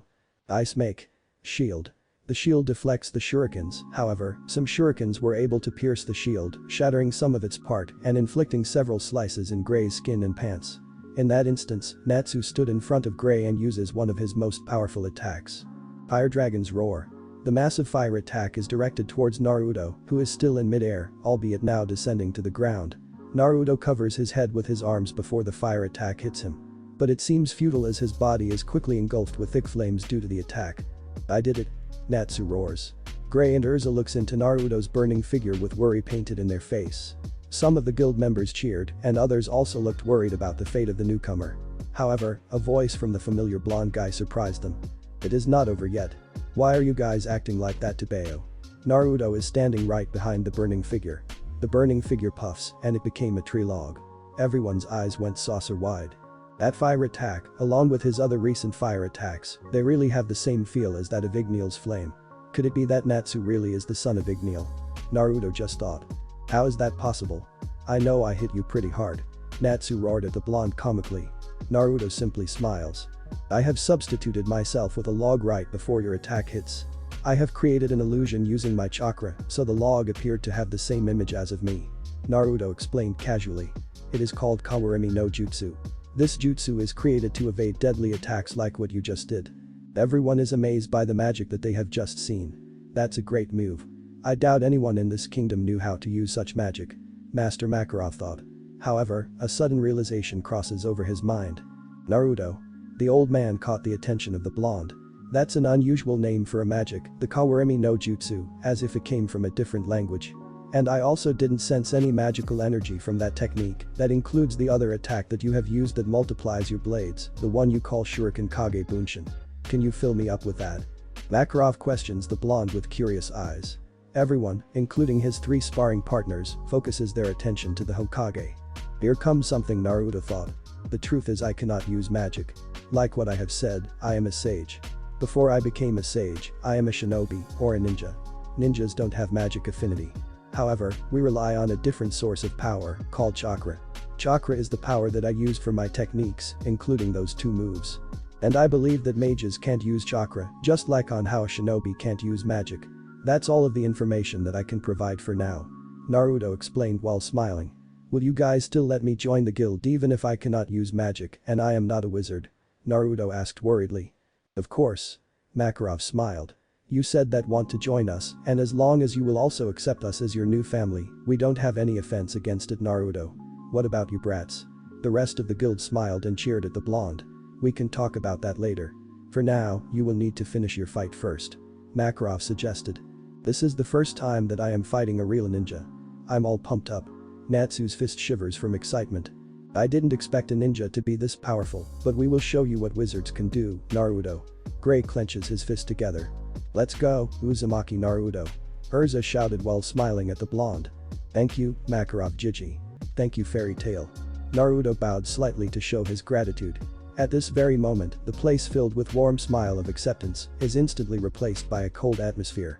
Swirl of winds became a little more violent and birds start flying away as if sensing a sudden danger. Naruto's head slowly starts to rise from his bow. His face now became serious and cold shivers run down the spine of everyone who looks into his now cold glaring eyes. 𝐻𝐻 starts to sweat, Natsu's flames disappears as if the flames itself is frightened, while Gray, who is used on cold atmospheres due to his magic, cannot help but shiver in this new level of coldness. Naruto in front of them is like a different person from earlier. "Let's make this a little serious, shall we?"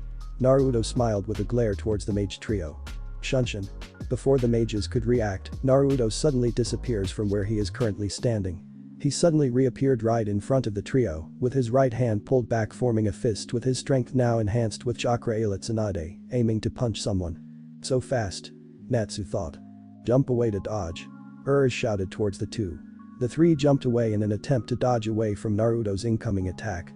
The intensity of the strength that they have felt on Naruto's fist right now is almost the same as of the one he have used against Lullaby. If one of them got hit with that level of attack, that unlucky one will automatically be knocked out of the fight. However, Naruto is not really aiming at the trio. He knows that level of punch can cripple anyone if they got hit directly by it. He doesn't want to hurt these people who have just accepted him.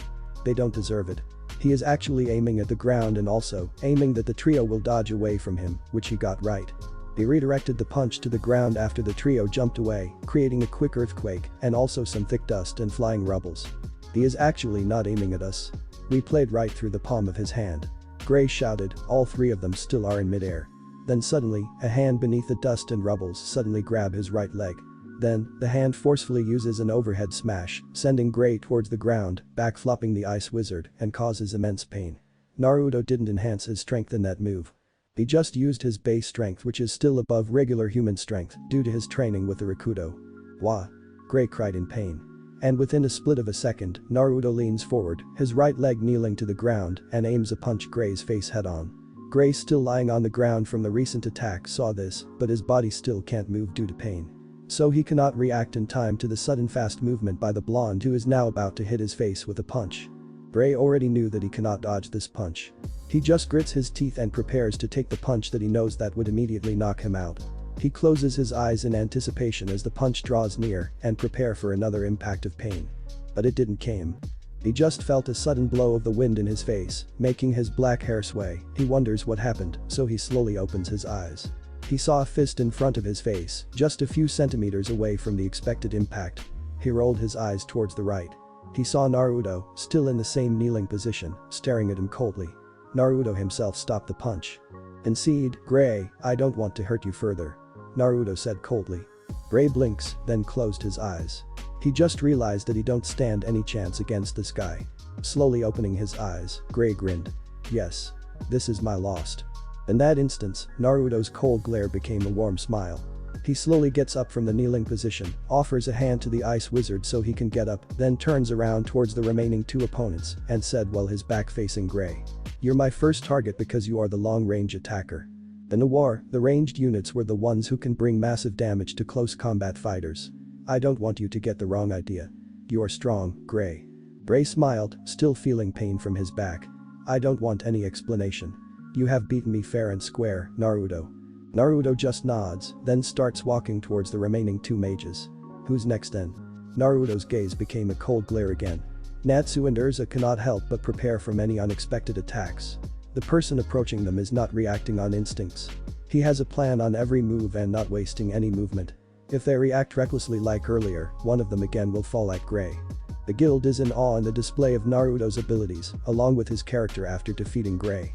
Even though Naruto is powerful enough, he still look out on his opponent in a fair judgment and don't want his opponent to experience unnecessary pain.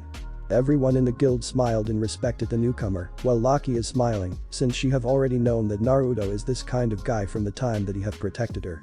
Naruto. Natsu's flames covers his body once again. You have defeated that exhibitionist, but you cannot defeat me in that same way. Natsu dashes towards.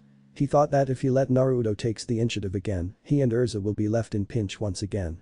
Wait, Natsu. 𝐻𝐻 attempts to stop the hot-headed dragon slayer, but it is too late. Fire Dragon's punch. Natsu aims straight at Naruto's face. Naruto leans sideways, and then Natsu aims a flaming kick towards Naruto's head once again. Naruto ducks, spins with a side step, and then disappeared from Natsu's view. Where did he go?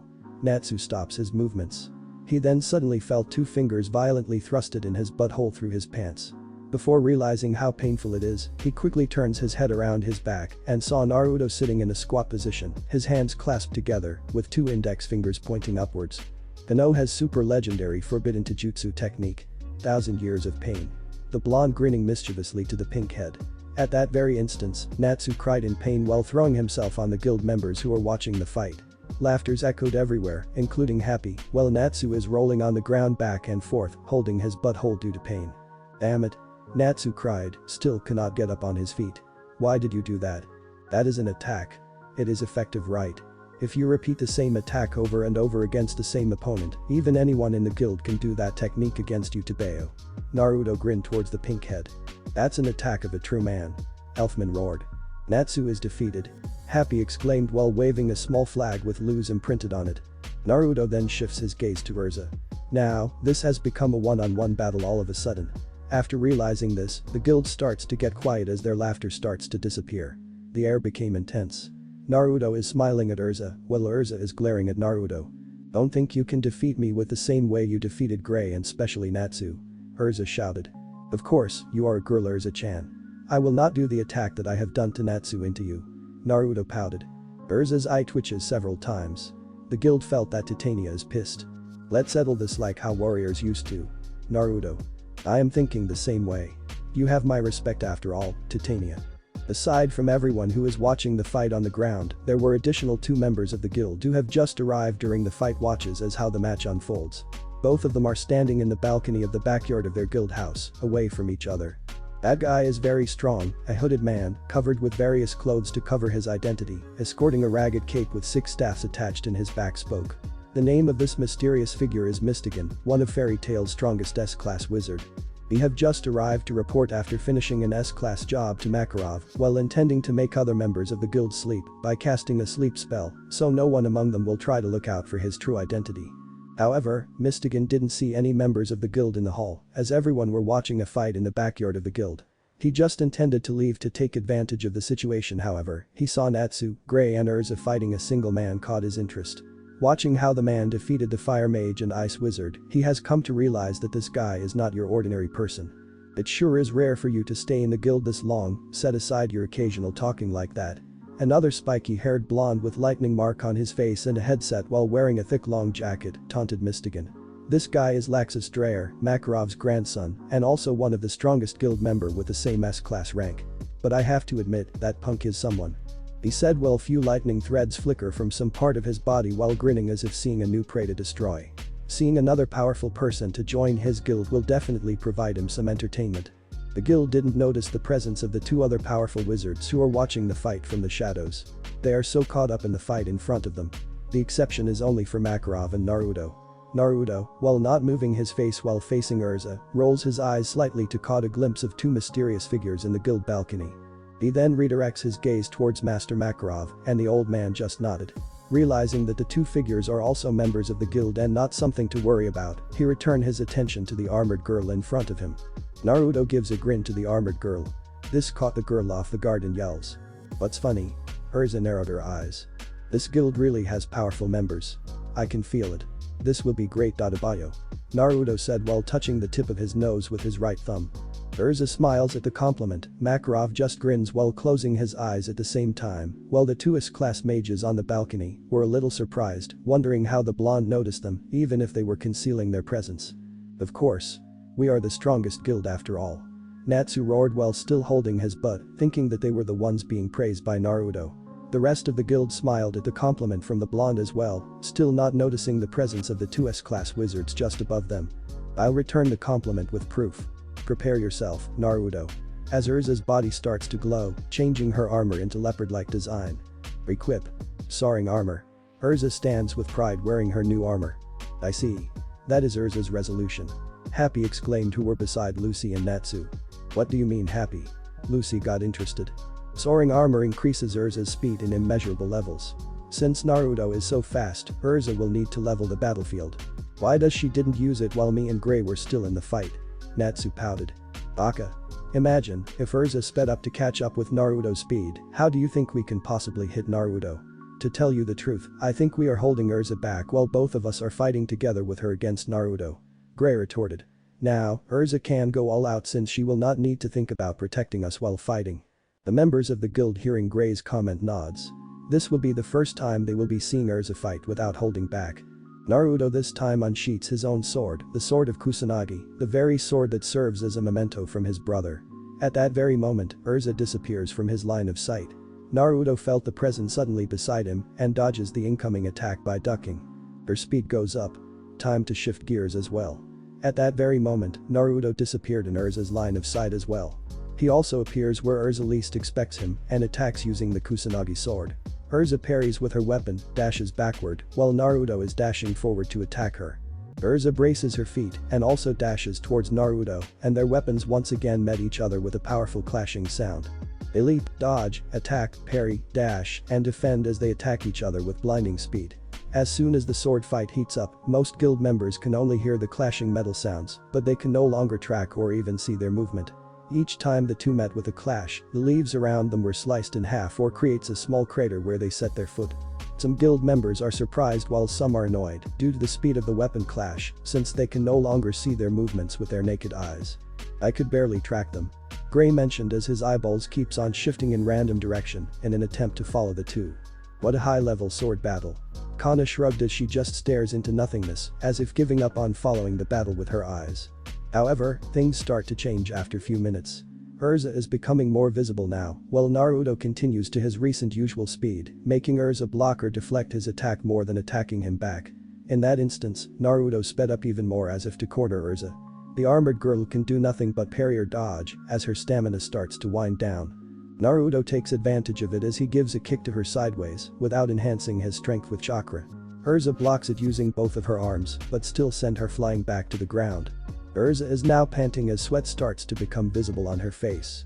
She looks at the blonde in front of him with almost no signs of exhaustion. How come you have so much stamina? I have confidence on my own stamina, but for you to outlast it while we were moving with the same level of speed is somewhat unreal. 𝐻𝐻𝐵 just stated how surprised she is on the blonde's stamina. From my place, we were trained to fight ever since we were 6 years old. As long as you have proper training, we, shinobis, can fight for a whole week without being exhausted. You can only defeat us in a stamina battle by depleting our chakra. Naruto explained. Everyone is again surprised from Naruto's statement. Just how powerful Naruto's people can be. Makarov just thought. And I can also say that your stamina depletes faster than mine is because you were continuously trying to catch up with my speed.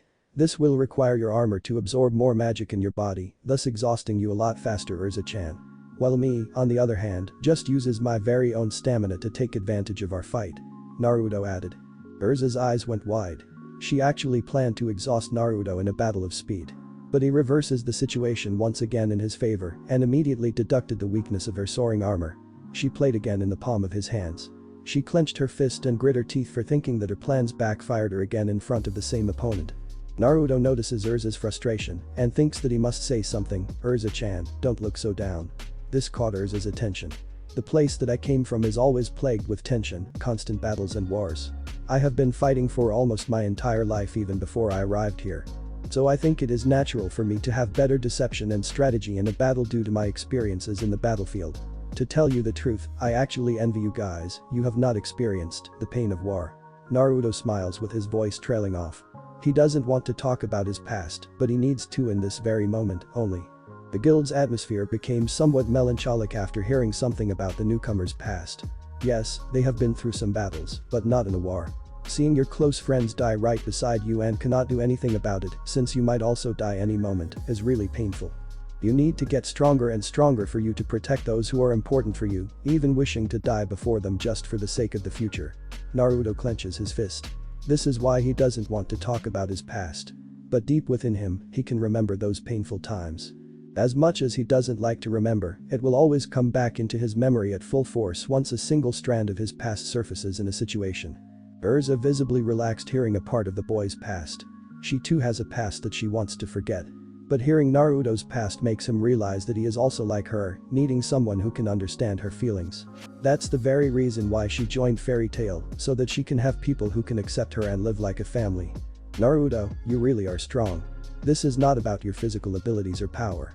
You were always trying to face your shadows head-on, not running away from it, and you can still smile warmly in front of everyone. And you continue to strive to become stronger to protect those who are important for you. With that, you have earned my trust. 𝐸𝐻𝐻 smiled at him. The rest of the guild nods while smiling at him. It is not that I am lying about what I have said, but how come you guys can easily trust me and everything that I have said? You have just met me, right? Naruto's eyes grew wide. Simple. By simply looking in your eyes. Your eyes gave warmth and honesty so much that it hurts. 𝐸𝐻𝐻 said. Upon hearing this, Naruto closes her eyes. He actually didn't expect that this guild will accept him like this. He didn't even intend to have deep connection with them, since he is looking for a way back to return to the shinobi world. But it is inevitable. Now he understands why this is the best known guild in this kingdom. Not only because of power, but also this guild has a heart for their comrades. This thought made Naruto smile. Let's finish this, 𝐸𝐻𝐻-chan. But I have a condition. I am thinking the same. What is your condition? Let's finish this with a single move using a powerful or effective attack. Agreed. Show me your true power, Naruto. In that instance, 𝐸𝐻𝐻's body is again enveloped in a bright light. She then changes her armor to the most appropriate one for the situation. Equip. Purgatory armor. 𝐸𝐻𝐻 is then covered with armor with a combination of black and gray color and a large heavy sword that uniforms her armor. The Purgatory armor, an armor with a powerful offensive capability. Levi is reading a book aloud, reading the powers of 𝐸𝐻𝐻's new armor. I know Naruto-san is powerful, but this time, it really is going to be overboard. You shouldn't be worrying too much about that. Murahan spoke calmly. Just remember, Naruto-san is the one who have suggested this bargain. This means he has an ace up his sleeve. The guild members stare at the two opposing warriors while holding their breath. They are wondering what kind of final attack those two powerful individuals will do. Mistaken and Lacrima seem to be interested about the outcome as well. Naruto then withdraws his Kusanagi sword, then draws out one Hiraishin kunai, then prepares a fighting stance. 𝐸𝐻𝐻 then prepares to attack as she shifts her weight in her right leg, while the large sword is pulled back behind her, preparing for a powerful swinging attack, in case Naruto is already within her range. Go! Makarov shouted. Naruto and 𝐸𝐻𝐻 dash towards each other at the same time. Even if 𝐸𝐻𝐻 is no longer wearing the soaring armor, she has at least an overview of Naruto's speed, and she believes that she can maneuver herself in the proper position if Naruto uses such speed in a head-on collision. Hiya! 𝐸𝐻𝐻 charges with her full might. On the other hand, Naruto throws his Hiraishin kunai directly towards 𝐸𝐻𝐻's head while dashing forward, and also pulls back his right hand while forming a fist, as if attempting to counter-attack 𝐸𝐻𝐻's sword with a punch. He throws the short knife aiming in my head, even if he knows that I can easily dodge it. Does he really think that is enough to distract my incoming attack? 𝐸𝐻𝐻 thought, as well as the other guild members watching, including Makarov, Mistaken and Lacrima. 𝐸𝐻𝐻 tilts her head to dodge the kunai, making it pass through the side of her head. They came closer to each other. The first one who can land an attack is the winner, and the loser will definitely take a painful blow. There is no way to dodge or change their movements as they were dashing towards each other. Everything will be decided in one powerful attack from either of them. 𝐸𝐻𝐻 launches her attack as soon as Naruto enters her range. Naruto is barehanded, while 𝐸𝐻𝐻 is holding a large sword, thus giving the redhead much longer reach than the blonde. She swings her sword violently to the incoming blonde. She knows Naruto is fast, so much faster than her. But this time, no matter how fast he is, within her range, she can definitely hit him with all her might. 𝐸𝐻𝐻 swings her sword down to the incoming blonde. The swing creates a large wave that cuts down multiple trees and rocks near the vicinity. Everyone in the guild is surprised with the destructive power of 𝐸𝐻𝐻's attack. However, something is not right. Naruto simply disappeared and now out of 𝐸𝐻𝐻's line of sight. The armored girl then felt a sharp metallic blade pointing in her neck. She rolled her eyes in her left, she saw Naruto's gaze glaring coldly at her. The blade that he uses to point into her neck is the same blade he has thrown while she was dashing towards him. The guild is dumbstruck. Naruto simply flashes out of their sight and appeared right behind 𝐸𝐻𝐻. Concede, 𝐸𝐻𝐻. Naruto said with a cold voice. She cannot think of anything. There is no way she can possibly counterattack anymore, especially against a weapon who were already pointing from her neck. A single movement from her will automatically mean death in a real battle. Thus, since this is a sparring, she closes her eyes and smiled. You win. I admit my defeat. The guild members went back to the guild house, still dumbstruck and speechless on how the battle ends.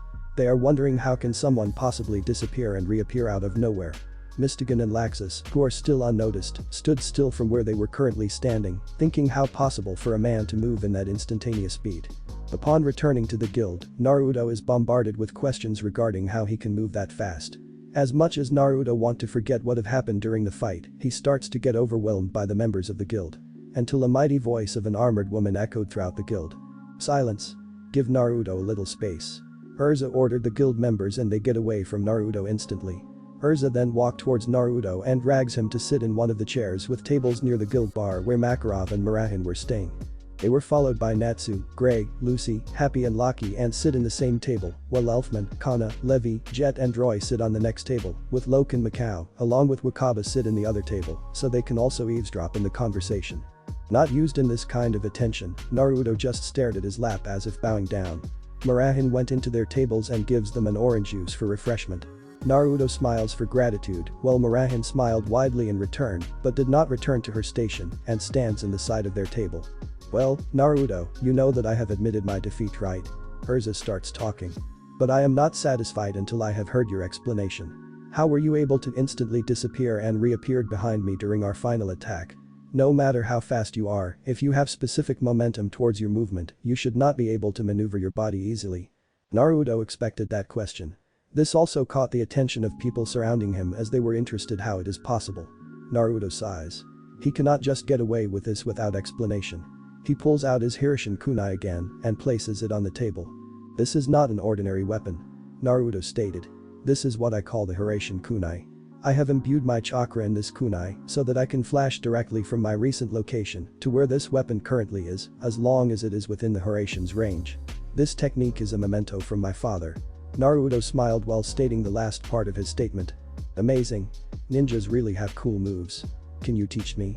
Natsu's eyes sparkled. You cannot learn that, Natsu. You are not a ninja. Happy said at the pink head. That's right. You must learn the basics of chakra first before anything else. And since you guys don't have chakra system and has magic system in your body, you cannot use chakras.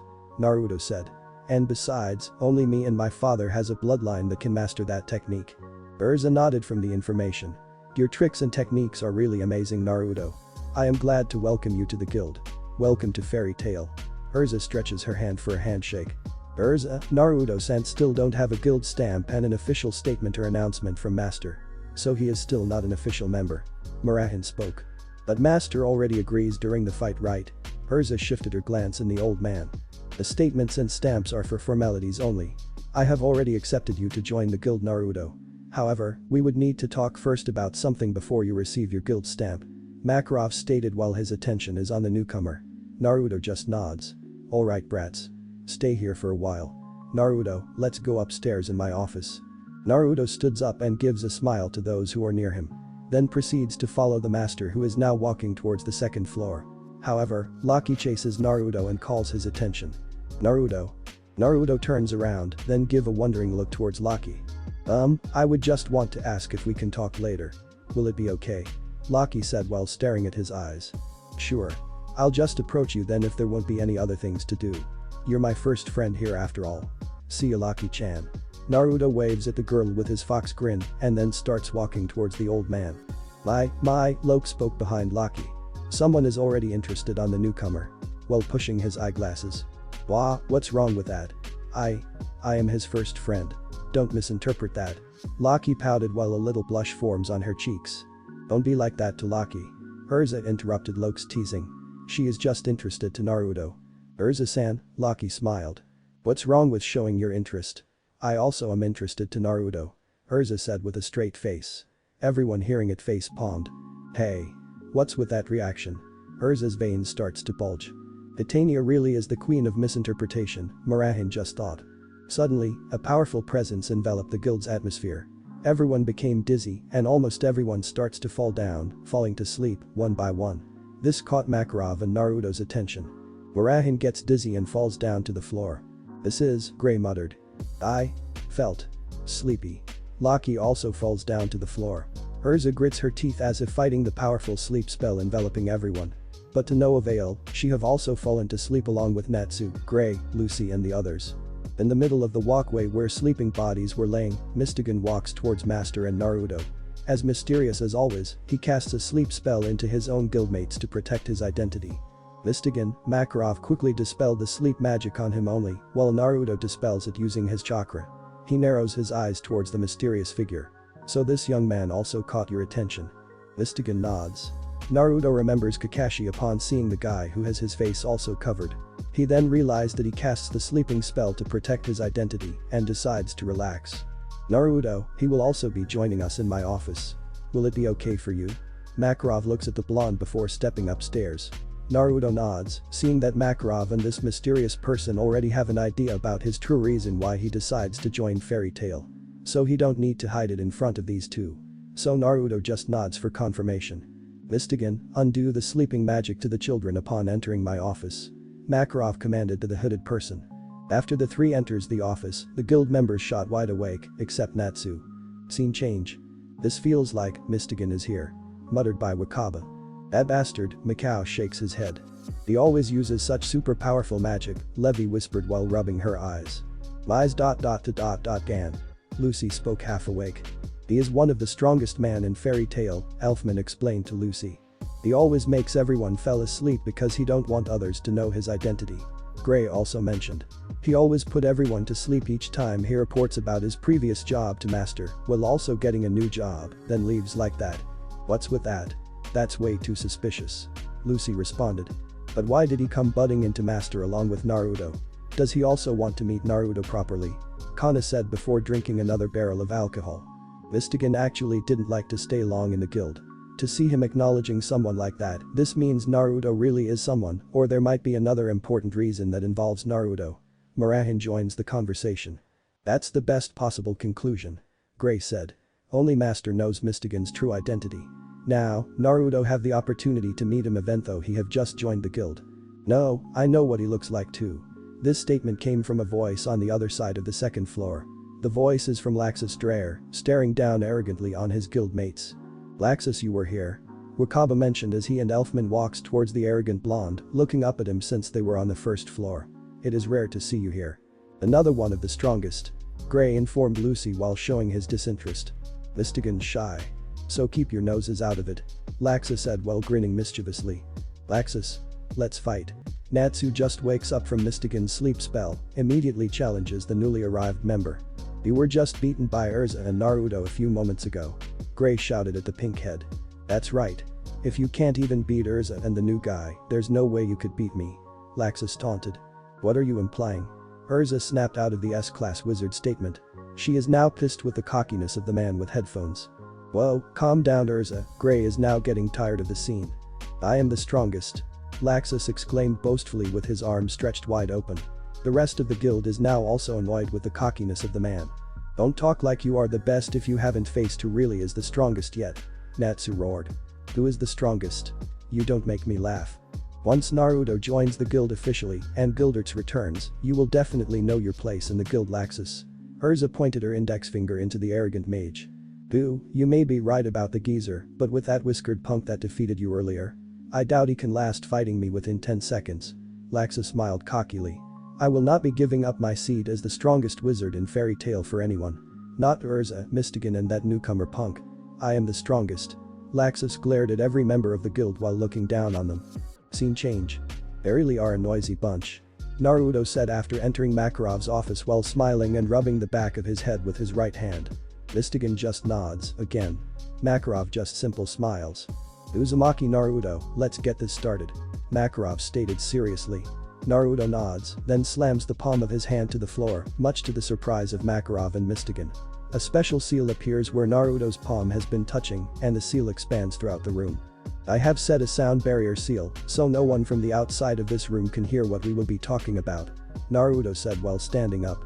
Makarov nods with the blonde's initiative. "You really have great set of skills for someone who came from another world." 𝐵𝐵 spoke as if he already knows where they came from. This caught Naruto's attention. How did you know that, Mystigan? Naruto asks in curious eyes. In that moment, Mystigan removes the clothes from his head and reveals his face. He has blue hair and special birthmarks on the right part of his face. I am known here in this world as Mystigan. But in my real world, I am 𝐷𝐸 Fernandez. You have one convenient spell there, so I don't need to hide my appearance in front of you or worry about others overhearing us. Mystigan spoke while Master is just listening to the two. In your real world. But why do you need to hide your own identity? Adebayo? I will start the explanation so you can have an overview. Why did Master Makarov call you here, and also how did I know that you were not from this world? Mystigan spoke calmly. Naruto didn't respond and stares at him with serious eyes, opting him to continue. I think you already know that this is Earthland, a place run by magic.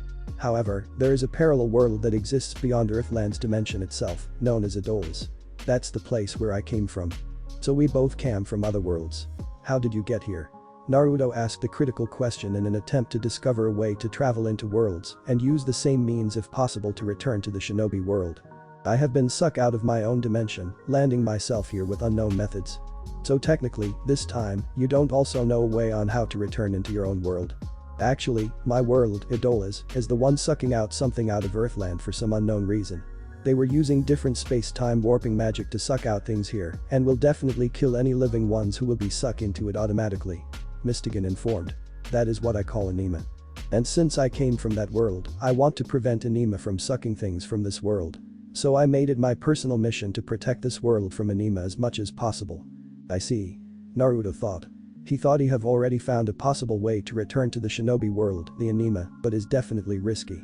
And most of all, 𝐸𝐸 is only a transportation means from Earthland to Idolas, so he needs to find another way for the same means towards his own world. At least, he have confirmed two things. He also have a fellow dimension traveler in this guild, and there is an actual way to travel into dimensions. Naruto thought that information is enough for now. But why are you hiding your true identity? If we were the same, I think there should be no reason to hide it, right? Naruto pointed out another question. Like I have said, I am known as 𝐷𝐸 Fernandez in my own world. Earthland and Idolas are parallel worlds from each other. Every existence from Idolas will going to have the same counterpart existence in this world. So you can conclude that there is another 𝐷𝐸 Fernandez in this world, the one that actually born here in Earthland. So you have a look-alike. Naruto remembers his Kage Bunshin's. But what's the matter with that? I mean, even if you have a look-alike, you are still you, and I think the guild will accept you even if you have a look-alike. I know that. But 𝐷𝐸 Fernandez of this world gives 𝐿ZA, herself, bad memories from her past. I don't want to explain everything in front of her. Each time that she will look into my face, she will definitely remember her painful past that she want to forget. That's why she have joined Fairy Tail. 𝐿ZA also has a dark past. Naruto frowns. He closes his eyes and thought that it would be best to not butt deeper into this. Back to your first question regarding on how did I know that you came from otherworld as well like me. I have known it while watching your fight against 𝐿ZA, Natsu and Gray. Mystigan changes topic. I think Master already knew it as well. Naruto shifted his gaze towards the small old man. So you do already know Makarov Jiji? Yes. I already have an idea. This world, as you know, is run by magic. As old as I am, I have not known anything about chakra that you were using. Your fighting style is also very different to that of the wizards. When you mention that you cannot use magic and wizards cannot use chakra, that is enough for me to realize it, kid. Makarov said. I have also realized what Master have just said. Mystigan also reaffirms. Earthland and Idolas both uses magic. Seeing your power, I have come to conclude that you came from another dimension other than Idolas. Naruto relaxes, looks like I don't have to explain that much anymore. Adebayo. Then he looks at the window. The reason why I want to join Fairy Tail is for me to have a larger network of information so I can find the appropriate information to go back to my true world, the shinobi world. What happened in your world and why are you transported here? Makarov asked the blonde. Naruto don't want to explain what had happened in his own world, so he just explain it as brief as possible. You have already known that my world is plagued in war. This is due to power, the chakra itself. This leads to conflict and bloodshed, and many lives were sacrificed. I have been chosen to seal away the chakra system into the shinobi world at the cost of my own existence. I didn't die, I just lost my existence and plunged in a dimension rift, then landed here in Earthland where my existence is present. Now that I have my own existence, I can go back to my own dimension using my Earthland's existence and be with my precious people again. Makarov and Mystigan stared seriously at the blonde.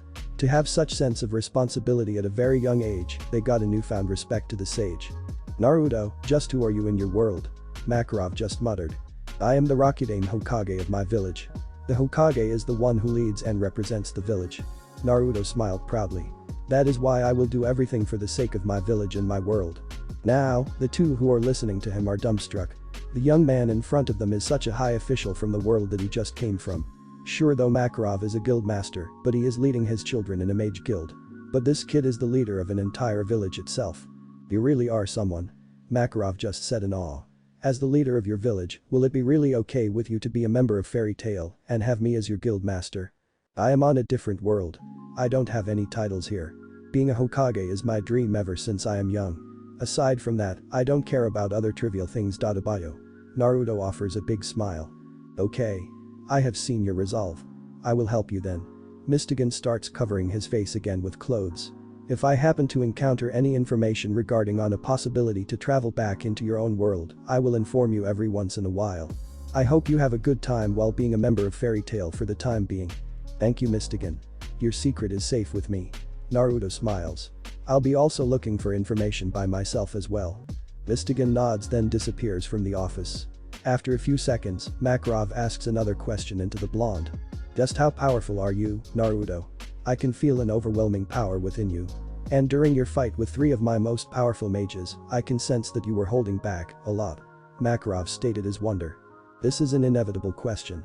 To tell you the truth, I also do not know what is the extent of my abilities and powers as of now. So I cannot answer that question, Makarov Jiji. Naruto said calmly.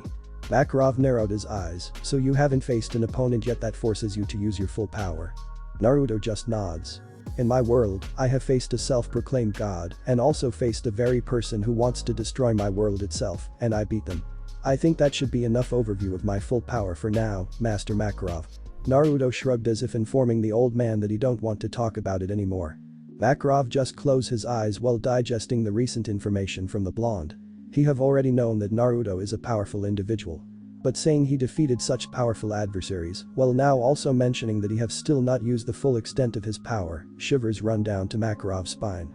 You are that powerful? Makarov just stated in wonder. Naruto didn't respond as if trying to end the conversation. After a few minutes of silence, Makarov handed Naruto the guild's registration form. It's all up to you now, young Hokage. Makarov smiled. Thank you, Makarov Jiji. Naruto signs up the registration form. Name: Uzumaki Naruto. Age: 17. Likes: training, food of the gods ramen. Dislikes: arrogant bastards, being underestimated. Magic: chakra magic. Codename: Hokage-sanin. Makarov reads Naruto's registration form after filing it up. Chakra magic, huh? Very clever, Naruto. Let's go downstairs so Mira can mark you with our guild stamp. Naruto nods as the two starts walking towards the exit of the office. Scene change. Where do you want to have your stamp? Murahin smiled into Naruto. Naruto looked around and see Lucy's guild mark on the back of her right hand. Alright. Please put it on the back of the palm of my left hand, then Murahin. As he shows his left hand. And make it color orange. Naruto smiled at the silver head. Murahin proceeds and then stamps the guild mark to the Hokage-sanin. You are now an official member of Fairy Tail, Uzumaki Naruto. Exclaimed by Makarov. Let's give him a warm welcoming party. The guild roared and cheered by the declaration. Naruto smiled with the acceptance and shouts, let's get along well, Fairy Tail. The Aya. And Fairy Tail's usual festivities continues. Scene change. Lucky-chan. Naruto called out to the girl staring intently in the guild request board. It is already afternoon. Naruto. Congratulations on being an official guild member. Lucky gives a wide smile at the blonde. Naruto scratches the back of his head. Actually, I didn't expect to be accepted into Fairy Tail that easily. By the way, what do you want to talk about? My talk with Makarov Jiji is over. Accepted into Fairy Tail that easily, huh? You have just fought and defeated Fairy Tail's strongest team. Lucky pouted in her head. Now that you are an official member, what do you plan to do now? Naruto pondered about the Meganiko's question. Well, since I am new to this place, I am pretty broke. I plan on taking missions to earn some bucks. Is this the board where I can take one? He pointed at the board where Lucky is recently staring at. Missions? Lucky thought. We didn't call it missions. They are jobs, offered by clients. The price or pay of the job depends on the job's difficulty and the offered amount of the client. Actually, I have been looking for a job here that we can do. Together, ahaha, Lucky smiles shyly with a blush. Naruto smiles at the idea. Thank you Lucky-chan. Actually, that's my next question. I didn't know much about jobs and about the places where the jobs are needed to be done. Since you were my first friend here, I would like to ask you if you can accompany me for a while until I get used to it. Then gives his usual goofy smile. Lucky nods her head frantically. Yes. I would like that. Murahin and Master then interferes with the two. Very well. Looks like you have decided to take on jobs immediately right after the day that you have become an official fairy tale member, young Hokage. Makarov Jiji, you don't have to call me like that. I am just a regular guild member here. Naruto said. Do you have any recommended jobs that we can take for now? I know you have the ability to finish a job even though you are a new member. I have seen a fraction of what you can do, Naruto. So I think you can take on A-class jobs now. D rank will going to be a walk in the park for you. Makarov recommended. A-class? Isn't it a little too soon, Master? Murahin is quite surprised by the old man's recommendation.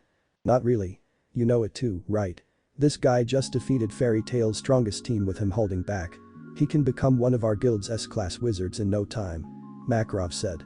Everyone who have heard Makarov is just as surprised as Murahin. Well, they don't have to object about that. Naruto is just pretty powerful. So much for a reputation in my first day. Naruto thought. Thank you for believing in me Makarov Jiji. Which among these requests can Lucky and I take then? Murahin then pointed out a request that is quite unusual. It has nothing but help in its title and the reward is 7,500 joules. This job has just arrived earlier and I believe that it should be needed to be taken within 2 days. I would recommend Master to ask 𝐼𝐳𝐸's team for this job since we don't have any information regarding this job aside from the help message and the price of the job. The price also costs around an A-class to S-class. Since Master believes in you, I would like recommend this to you, Naruto-san. Naruto and Lucky look at the request. Naruto smiled while Lucky is quite sweating. We accept it. Naruto. I know you are capable of handling such jobs. But how about me? I am just a newbie in Fairy Tail just like you and my magic is not that powerful. Lucky retorted while pouting. It's just Alright. I will protect you. Naruto gives a nice guy pose on Lucky. Murahin and Makarov smiled. Even though this guy is powerful enough on his own, he is still standing with them on the same ground. 𝐼𝐳𝐸 then interfered. I agree with Lucky's first statement. 𝐼𝐳𝐸 said seriously. I believe you are capable of handling A-class or even S-class jobs on your own Naruto, but you are new on taking jobs. Do you have any clue or information how to finish this job? Actually, seeing the request poster, I already have an information. Naruto said while holding the request paper. First, this is sent by someone with a high profile from your kingdom, by either an official or by some patriarchs. Second, this patriarch is someone is familiar with Fairy Tail Guild. 𝐼𝐻𝐸's eyes narrows, while Murahin looks at Naruto in curious eyes. Makarov's expression didn't change, as if opting him to continue, while Lucky is dumbfounded. Then 𝐼𝐻𝐸 asked, how come do you get that information easily just by looking at the request poster? I am used on taking jobs in the place where I came from. Naruto explained. We call it missions. The higher the rank of the mission, the higher their difficulty is. I have been taking missions ever since I am 10 years old. 10 years old? Lucky thought. What kind of life and past do you really have, Naruto? Based on looking at the poster, I have said that the request came from a high-profile person from the kingdom by simply seeing the help and the price of the pay. It don't indicate the name of the sender, meaning he intends to keep his privacy. And the request analyst that sends the request to Fairy Tail will not accept a request from just a nobody. Meaning even if it didn't indicate the sender through the poster, the analyst accept to send the request to the guild because it is requested formally by the sender. And who is the sender of the request that can have power over the request analysts? The high official of the kingdom of Fiori, 𝐼𝐻𝐸 then nods with her eyes now neutral. Naruto may look dumb at sometimes, but he has keen analytic ability. Lucky just nodded by how Naruto deducted the information. But since we now have an idea that this is sent by a high-profile person, shouldn't we let this job be handled by other wizards? I mean, we were dealing with someone from the kingdom here. We were just newbies here in the guild Naruto. That's right. Master, shall we include another person in this job request? Murahin looked at the old man. 𝐻𝐸𝐸 cannot join since she were just freed from prison earlier, along with Natsu from the council. Mira is not taking jobs for a while now, Kana. Yes. She will fit in the role. She has been a member of Fairy Tail since she was young and has experience in taking jobs from the kingdom. Makarov said. Interesting. Kana joins in, but not before throwing her wine barrel that she have just emptied. This will be great to kill some boredom. Taking a job with 2 rookies and for the kingdom will be quite a job. Naruto and Lucky's eye twitch at the same time. Kana, you will also evaluate how Naruto will perform in this job as a new member of Fairy Tail, since this is an A rank job. I understand. What time should we leave tomorrow? Kana prompts the 2 newbie. It can't be helped, right? We leave tomorrow morning, Kana-san. Why can't we leave today, Adebayo? Girls have things that were needed to be prepared first before going into jobs. You should always think about that, Naruto-kun. Kana said with slight flirting tone while clinging her right arm in the blonde's neck. Naruto felt a shiver. Boy, Kana. 𝐸RZA protested on the girl's behavior. Naruto-san is not good with girls with attitude like Kana. Good to know that you were not a pervert. Murahin smiled. Naruto blushes from the remark. Actually, I am not good at handling girls. I always got rejected back in my place by the girl that I used to like since she already liked someone else. I give up my feelings for her before the war and just focused on training to become stronger and stronger to protect my precious people. I never got conversation with girls like this ever since. I apologize, Adebayo. Naruto scratches the back of his head while looking down, blushing. Another sucker punch hit the girls who were just talking to him. Makarov notices this and just smiled mischievously. This place will be a lot different than your place when it comes to girls. Makarov thought. You were rejected. Lucky with her eyes showing surprise. Unbelievable, Murahin just muttered. Do you mean you haven't had a girlfriend ever since birth? 𝐸RZA crossed her arms. The girl that you like didn't know what she have just lost. Kana just nods her head. Naruto is more surprised by the reaction of the girls. He cannot feel any sympathy. But it is something different. Is it really that bad that I don't have a girlfriend yet? Naruto just asked curiously. The girls just shrugged at the question, much to Naruto's annoyance. Naruto then said. Most males in our guild also don't have girlfriends as well, I guess. I think it is normal. Naruto nods 3 times while crossing his arms. This kid has keen analytic ability but is dumb in common situations. Makarov spoke on his head before interrupting the conversation. Very well. It will be best to leave tomorrow morning so you kids can take the train to the capital. It seemed that you were prepared for the job, Naruto, but Lucky and Kana are not yet. Give them time to prepare, Hokage. The old man smirked then to the newcomer. I understand. But I don't know where should I stay. I don't have a house or money that I can use to rent a room for the night. That's why I am eager to take a job. Naruto stated the fact.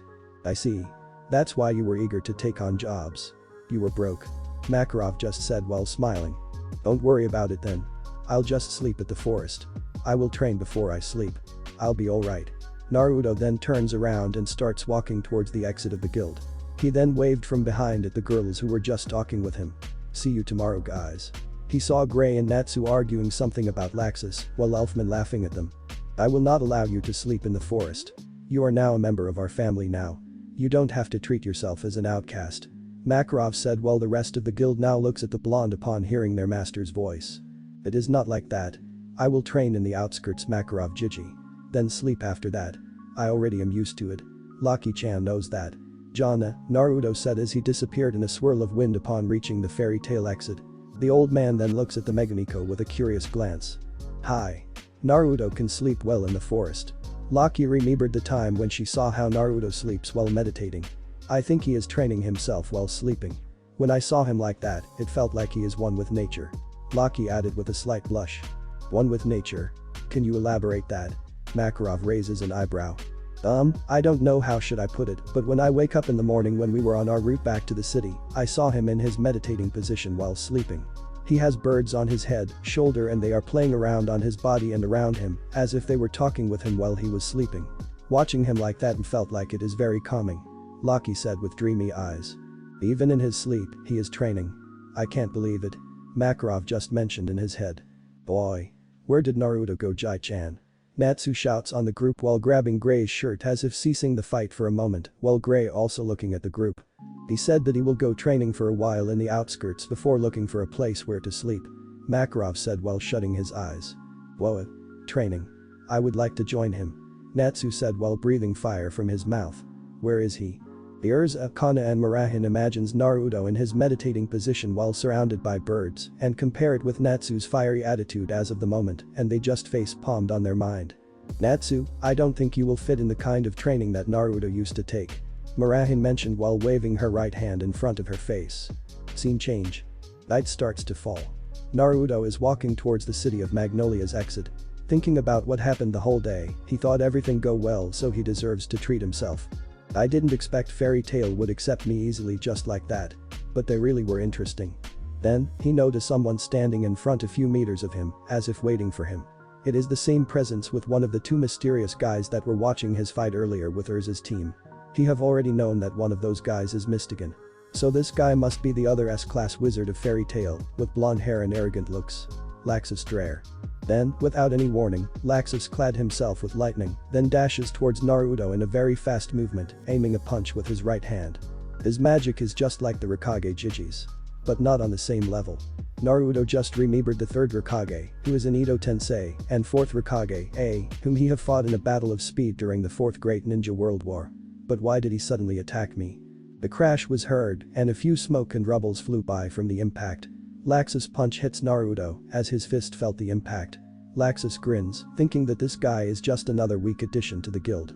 He tried to pull out his fist from the impact, while his body still is covered with lightning. Then he just noticed that he can't pull it out.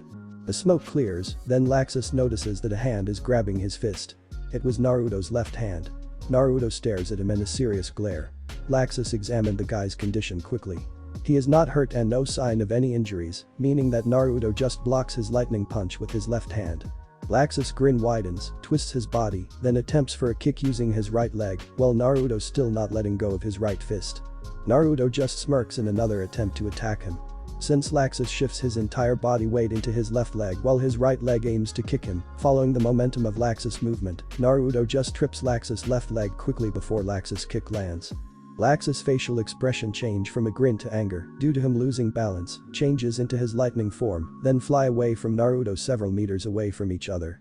Naruto just stares at him in a serious face, still not moving from where he is currently standing during 𝐫𝐸𝐷's attack. 𝐫𝐸𝐷 grins once again mischievously at the other blonde. "Looks like your power is not just a fluke, new guy," 𝐫𝐸𝐷 remarked. "I don't know if I should accept your statement as a compliment," Naruto said. "Attacking your guildmate all of a sudden is not good, you know. Let's just say I have my own way of testing newcomers. And I believe you deserve it. Seeing another powerful guy in the guild aside from 𝐫𝐸𝐷igan is quite something. 𝐸RZA, Natsu, Gray, and the others were also strong. Don't just count them out like you have known the guild so much. Those three that you defeat effortlessly. Strong? You gotta be kidding me. Fairy Tail became a weak guild because those three became the guild standard of being strong. Just look at me, you, 𝐫𝐸𝐷igan and the older geezer that you have not met yet. We should be the standard of being strong in the guild. Looks like in every place, there will always be someone who looks high on himself while looking down into others." Naruto thought while thinking about Uchiha Obito. "What are you pointing out then, 𝐫𝐸𝐷? The guild must be changed. The weaklings must be thrown out and the strong ones must remain. Fairy Tail should make others tremble upon hearing the guild's name. Fairy Tail should be known as the strongest guild. Fairy Tail is already the strongest guild, right? Not yet. I want the guild to become the strongest in history.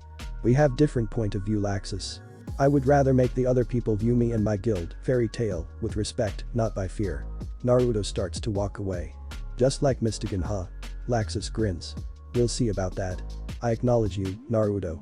But I just want to warn you, don't be on my bad side." Not wanting to argue with the arrogant guy anymore, Naruto didn't turn around and just waved his right hand. "I have to say, don't get in my way, Naruto," 𝐫𝐸𝐷 thought as he walks away towards the Fairy Tail Guild's direction. After his little confrontation with 𝐫𝐸𝐷, Naruto has arrived in the outskirts of the city of Magnolia and already found a perfect place where he can meditate. He sat on his usual meditating position on the largest branch of the tall tree nearest to the river. He concealed his presence that even the birds considered him as part of the nature like them. The senjutsu chakra here in this world really is great. Naruto then decided to sleep as he sits down into his meditating position. After calming down his mind and drifting himself to sleep, Naruto began training within his mindscape. This training method has been taught to him by the sage of the six paths himself. While he is awake, he can gather senjutsu chakra passively even while moving due to his senju part body structure. However, in his meditating position, he can gather twice or even thrice the amount of senjutsu chakra to mix into his own chakra. Doing so allows him to use Sannin mode level 1 and Sannin mode level 2 anytime he wishes to without the drawback of Sage mode. While doing so, he is also storing his own chakra on the diamond mark in his forehead, like Tsunade, which is hidden due to his forehead protector. This will also allow him to use the Sannin's exclusive technique, the 𝐫𝐞𝐽. And also, Naruto is storing his senjutsu chakra on his round-shaped orange-colored seal on his forehead, stocking it so he can also access senjutsu chakra and enter into a much more powerful Sannin mode than Sannin mode level 2. While in his mindscape, Naruto, along with several thousand shadow clones, were training for using his abilities such as his elements, 𝐫𝐞𝐽, 8 gates, 𝐵𝐺𝑢𝑖𝐺 Jubi's chakra control, dragon Lacrima and such. So technically, Naruto's body is asleep while his mind is training, allowing him to gain the experiences of his training into physical body when he wakes up. This training is exclusive only to Naruto due to the fact that he has a mindscape where the 𝐵𝐺𝑢𝑖𝐺 and Jubi's chakra were stored, as if it is a separate world in his own mind. He will remain in this position for 9 hours for his usual physical body rest. Page break. In front of the Fairy Tail Guild the next morning, 3 figures were waiting for someone to arrive. They were a 𝐫𝐞𝐸, a bikini-wearing brunette, and a small old man. Where is he? I thought he have agreed to meet with us this morning. Kana annoyingly kicks a stone in front of her, sending it flying. Don't be like that. Remember, Naruto slept in the forest. It is pretty far from here. Lucky tried to calm her down. But it will only be 20 minutes before the train leaves. The brunette continuously taps the ground with his feet. Makarov notices something. He's here. Then, sudden poof in front of them startled the 2 females except Makarov, who raises an eyebrow. The smoke clears and Naruto appeared out of the smoke while scratching his head. Sorry, I am late. I got lost in the path of life. Abayo. Naruto grins ala Kakashi. The 3 face palmed from Naruto's explanation. Very well, at least you're here now. Makarov handed the request poster into Naruto. Naruto, you will be the team leader due to your abilities. Kana, as the older guild member among you 3, observed Naruto's performance as a new member of the guild and Lucky's performance with you as a team, but you were still a member of their team in this job. Great. Then I don't have to worry about reporting everything. Good luck Naruto. Kana smiles while smacking the blonde's back, sending him lounging forward comically. Well, so much for a morning greeting. I understand that Jiji. We should be leaving now. Are you ready, Lucky-chan, Kana? Naruto looks at the 2. The 2 girls just nod their heads with a smile. Take care, brats. Remember, this is not a just regular job. It don't have a rank, but the pay is about the price of an S-class job. Be careful. Makarov said as the 3 teens smiled into him. See you then, master. Lucky waved a hand. We're off. Kana starts to walk away. Naruto just gives a nice guy pose while walking away followed by Lucky. Uzumaki Naruto, if this really were an S-class job, protect the 2 brats. I know you can. Makarov said in his mind while turning his back to the guild, upon which welcomed by a worried voice from your regular barmaid. Master. Murahin then come running after Makarov arrives at the guild's bar, sitting cross-legged. One of the requests for an S-class job in the 2nd floor disappeared. What? Her request is gone. Wakaba replied. Who would do something like that? Mikao said in a thinking pose. The cat. A familiar arrogant voice echoed within the guild. It is from Laxus. I saw a cat with wings tier 1 of the request off. It's happy. Murahin just muttered, which means it is Natsu and Lucy. This is quite a serious violation of the guild's rules. If they make it back, they must be expelled. Right, Jiji. Laxus grinned evilly. But with their skills, I doubt they can make it back. Laxus, why didn't you stop them if you already knew it? Murahin said while giving a rare glare and threatening pose to the arrogant blonde. I think I just saw a cat snatching a piece of paper. I actually have no idea it was happy. Laxus said as if taunting the barmaid. And I never would have thought that Natsu would go on an S-class job. Murahin gives of a glare with killing intent into Laxus. It's been a while since I have seen you look at me that way. Laxus continues to talk. Not good. Which request is missing? Makarov inquires. The cursed island, Galuna. Murahin replied while not removing the glare from the arrogant blonde. The guild members who have heard it reacts in a surprise. Laxus. Bring them back. You're the only one who can bring Natsu back by force. Then, a certain ice wizard interrupted. I can't let that one ride. Jai-san looks at the old man, suggesting that he will be the one who will bring Natsu, Lucy and Happy back to the guild. Page break. The 2 female mage and a young sage were sitting on a train that will transport them to the capital. The train is the mostly used transportation means on Earthland if someone needs to travel from towns or cities within the kingdom of Fiori.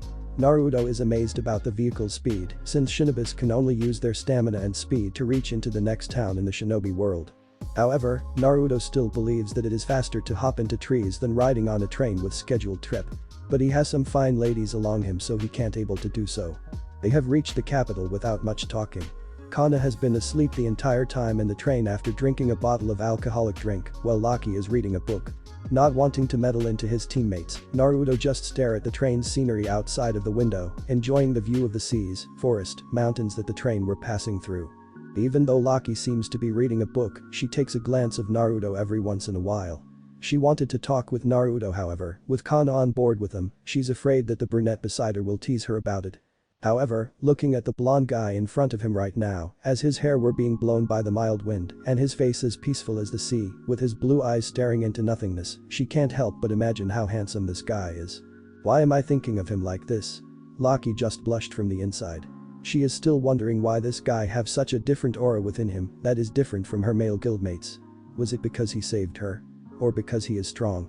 Or is it that he is not as crazy like Natsu and Elfman? She didn't know anymore. There is something about him that makes her interested on him. Now that she have thought about it, Lacrima remembered a part of their conversation the other day. Naruto don't have much experiences with girls. She is surprised, seeing this guy is definitely handsome not just for her, since she believes that Murahin and the others were also thinking like her based on their reactions. At the same time, somewhere within her, she is happy that the boy don't have special for him as of the moment. She is still wondering what kind of girl that Naruto used to like before giving up his feelings for her. And why does that girl rejected him? She can't focus her mind from what she is reading and just thinking about some other things until they reach the capital. The trio walked out of the train station and ventured slowly towards the town. The town has much more people and more busy than Magnolia. After all, this is the capital of Fiori, where the main castle of the kingdom is located, the castle that towers over everything, and the resident of the castle is none other than the king itself that governs the land. They asked for directions regarding the city hall, and after arriving at the place, they were greeted seriously by the mayor of the city.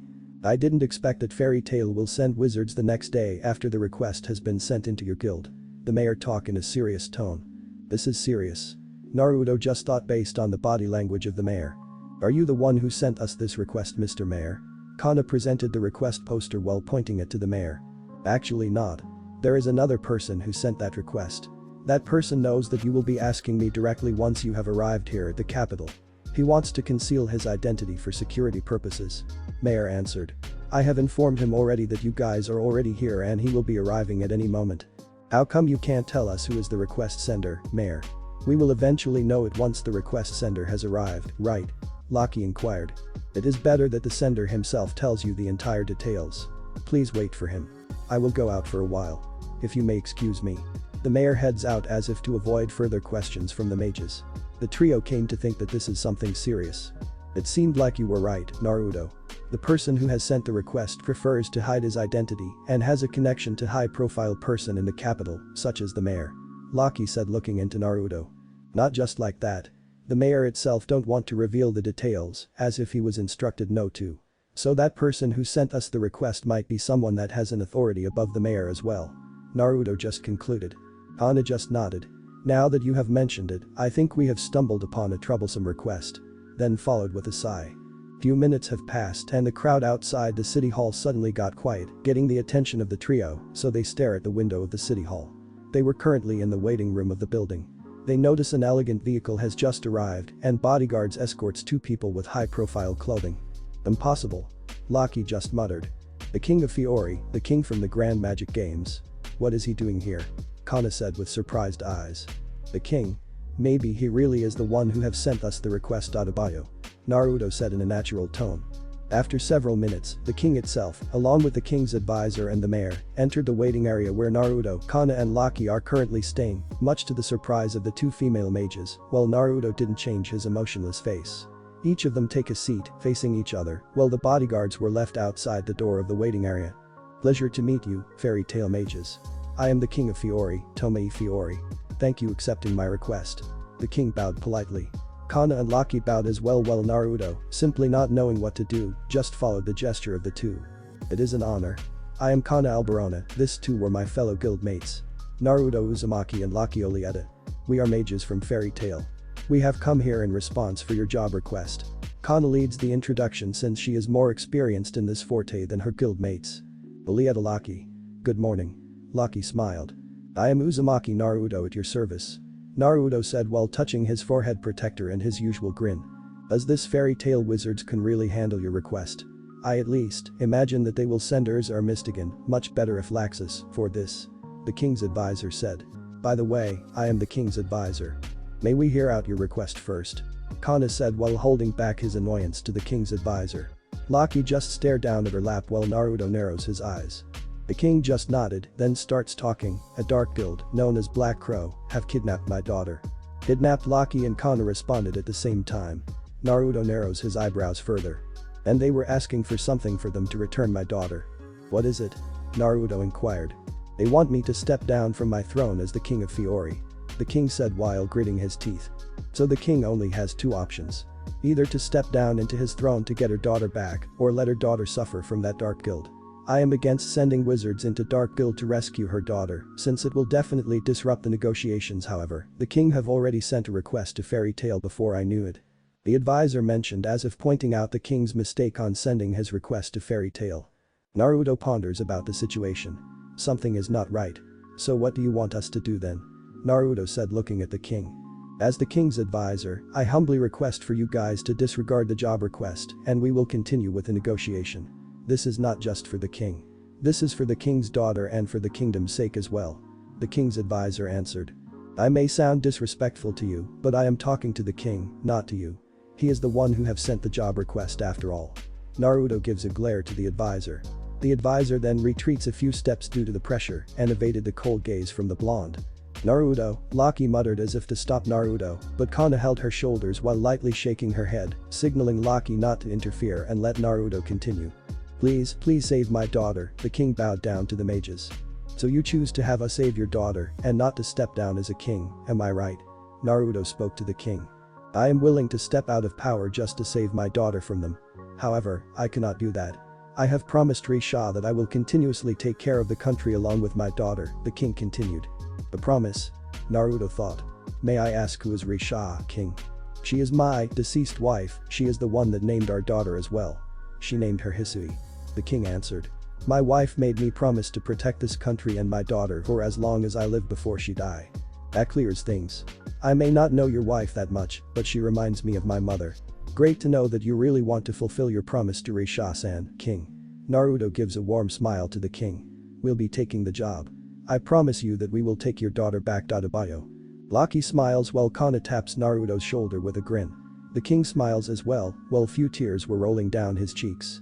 Are you sure about this, king? This decision can endanger Hisui-sama's life. The king's advisor retorted. If you are the king, what will be your choice then, advisor-san? Lacrima questioned the advisor. The advisor were surprised by the sudden question. But replied strongly, I will choose my daughter over the kingdom. I will step down as a king. Naruto then taps the king advisor's shoulder. Is that really your decision? Or an advice for the king? Or your expected decision from the king? Naruto answered back. I didn't expect fairy tale wizards will be this disrespectful. The advisor just shrugged of Naruto's question. Then he walks out of the waiting room. I also didn't expect that advisor-san is a rude person. Lacrima said after the advisor have closed the door. How come such a person is your advisor, king? He is my brother. My wife didn't actually like him. But he makes his way up to the kingdom and before I knew it, he already is my advisor. The king said. He have saved the kingdom from financial crisis several times, so I'm actually in debt with him. His advisors were very helpful. He is actually quite close to Hisui. The last information caught Naruto's attention. You have said that Hisui-hime has been kidnapped by a dark guild, right? What is the exact situation of the kidnapping? When did it take place? This happened inside the castle 2 days ago. The mayor interfered. The Dark Guild was able to breach the castle's security easily, and what makes it surprising is that there were no fights happened during the kidnapping. The only sign of retaliation is from Hisui-sama's room. Here is the picture from the scene. Naruto, Lacrima and 𝐸𝐻 looked at the picture at the same time. The princess's room became very jumbled, all of the items were out of place, the cabinets and the room is very messy. The three just nods and returns the picture to the mayor. Where is the current hideout of the Dark Guild? Naruto asked the mayor. In the outskirts of the capital. We were the only ones who have known this information due to the negotiations for the princess, and all legal guilds, except you three knew this information as of the moment. We better go then. Naruto said while looking at Lacrima and 𝐸𝐻. Wait, Naruto. I know you were strong. But we are up against an entire Dark Guild this time that has enough guts to challenge the kingdom. Maybe we should request additional mages from the guild. 𝐸𝐻 said. I agree with 𝐸𝐻, Naruto. I am just a new guild member just like you. The Black Crow Guild definitely has powerful wizards. Wait, Black Crow Lucky suddenly act as if she is alarmed by the guild's name. What is it, Lucky? Kana asks in a concerned tone. Kana, I have read in a journal before I enter Fairy Tale that the Black Crow Guild is one of the rulers of the Balam Alliance, along with the 𝐸𝐸𝐴𝐸, Tartaros and Grimwar Heart. They are the 4 guilds who have overall power over other dark duels. Lucky said with a worried tone. Kana is surprised by the new information. Given the Black Crow Guild's status over the dark guilds, it is one hell of a powerful guild. But not just that. If it really has a high status for a dark guild and it also has control over other dark guilds, we may also need to deal with several dark guilds as well in this request. This definitely is an S-rank request. Naruto, we should head back to the guild now. This is serious. Lucky asks to Naruto. We will be facing powerful wizards and a powerful guild to top it all. Don't worry. I promise that I will protect you too. Abayo. Naruto smiled. And besides, you have already known that I have already fought in a war. So I am used on handling multiple opponents, no matter how powerful they are, at the same time. And I have already declared that we will accept the request. I will never go back to my words. That's my ninja way. Lucky and Kana just stood there and cannot help but smile. The words from the boy removes their worries from the upcoming battle. His words has warmth and also the felt that they were safe as long as they were with him. Naruto then became serious. And besides, if we wait for backup, things will go out of favor if my hunch is right. What do you mean? The king asks in a worried tone. We will need to gather enough proof first. To get that proof, we will need to proceed now. Naruto said seriously. He bows, then starts walking towards the door. Lucky and Kana also bow to their king and follows Naruto. Fairy Tale. The king once again called. I will leave the future of my daughter and this country in your hands. Please. The 3 Fairy Tale members starts walking away outside of the city hall towards the outskirts of the capital, while the king and the mayor watches them from the window.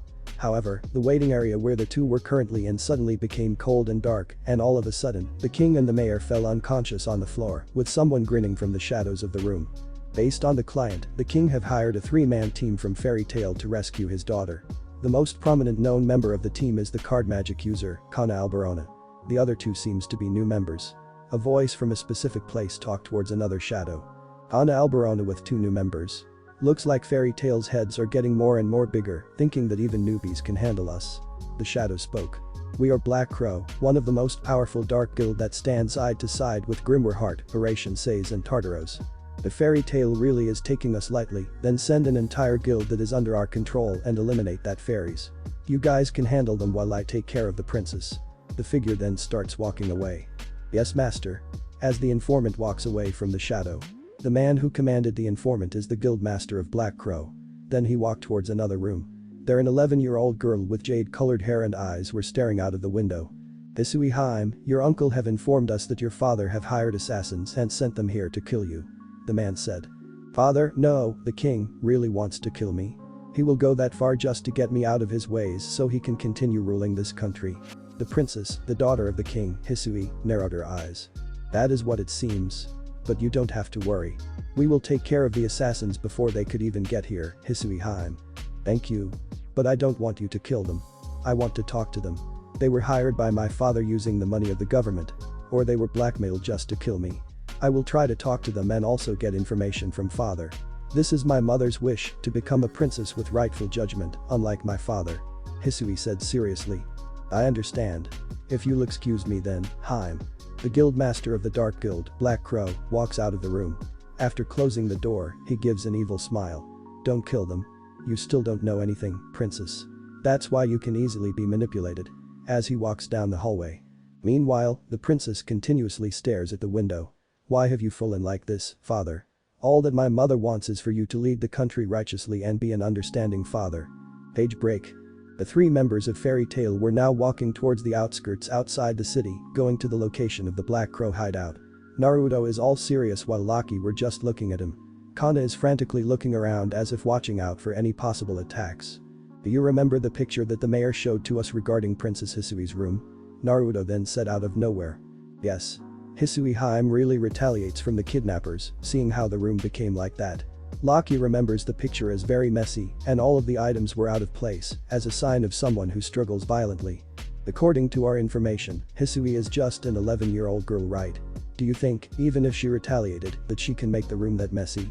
Especially if those who will kidnap her were mages who can just silence her easily. Naruto asked the question. The two seemed to be surprised about Naruto's information. What are you getting at, Naruto? Kana spoke while not looking at him, but her attention is on him. The princess didn't actually retaliate. She willingly comes with the kidnapper.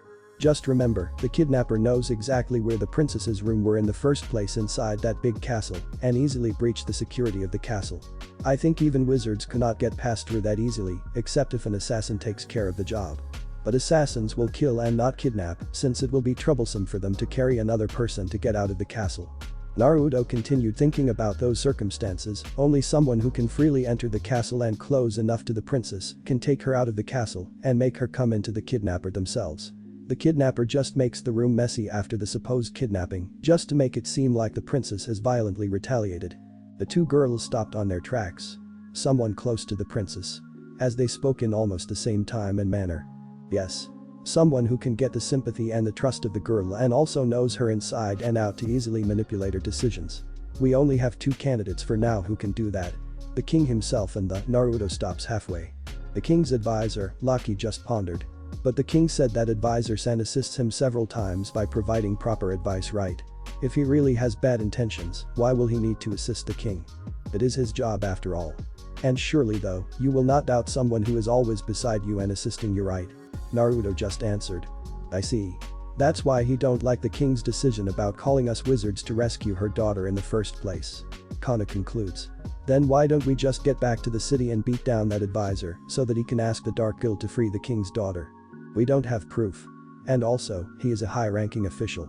It will be bad for the guild's reputation to attack someone like him, right? Naruto answered. So we will need to save the princess first and see why did the princess willingly joins the kidnappers.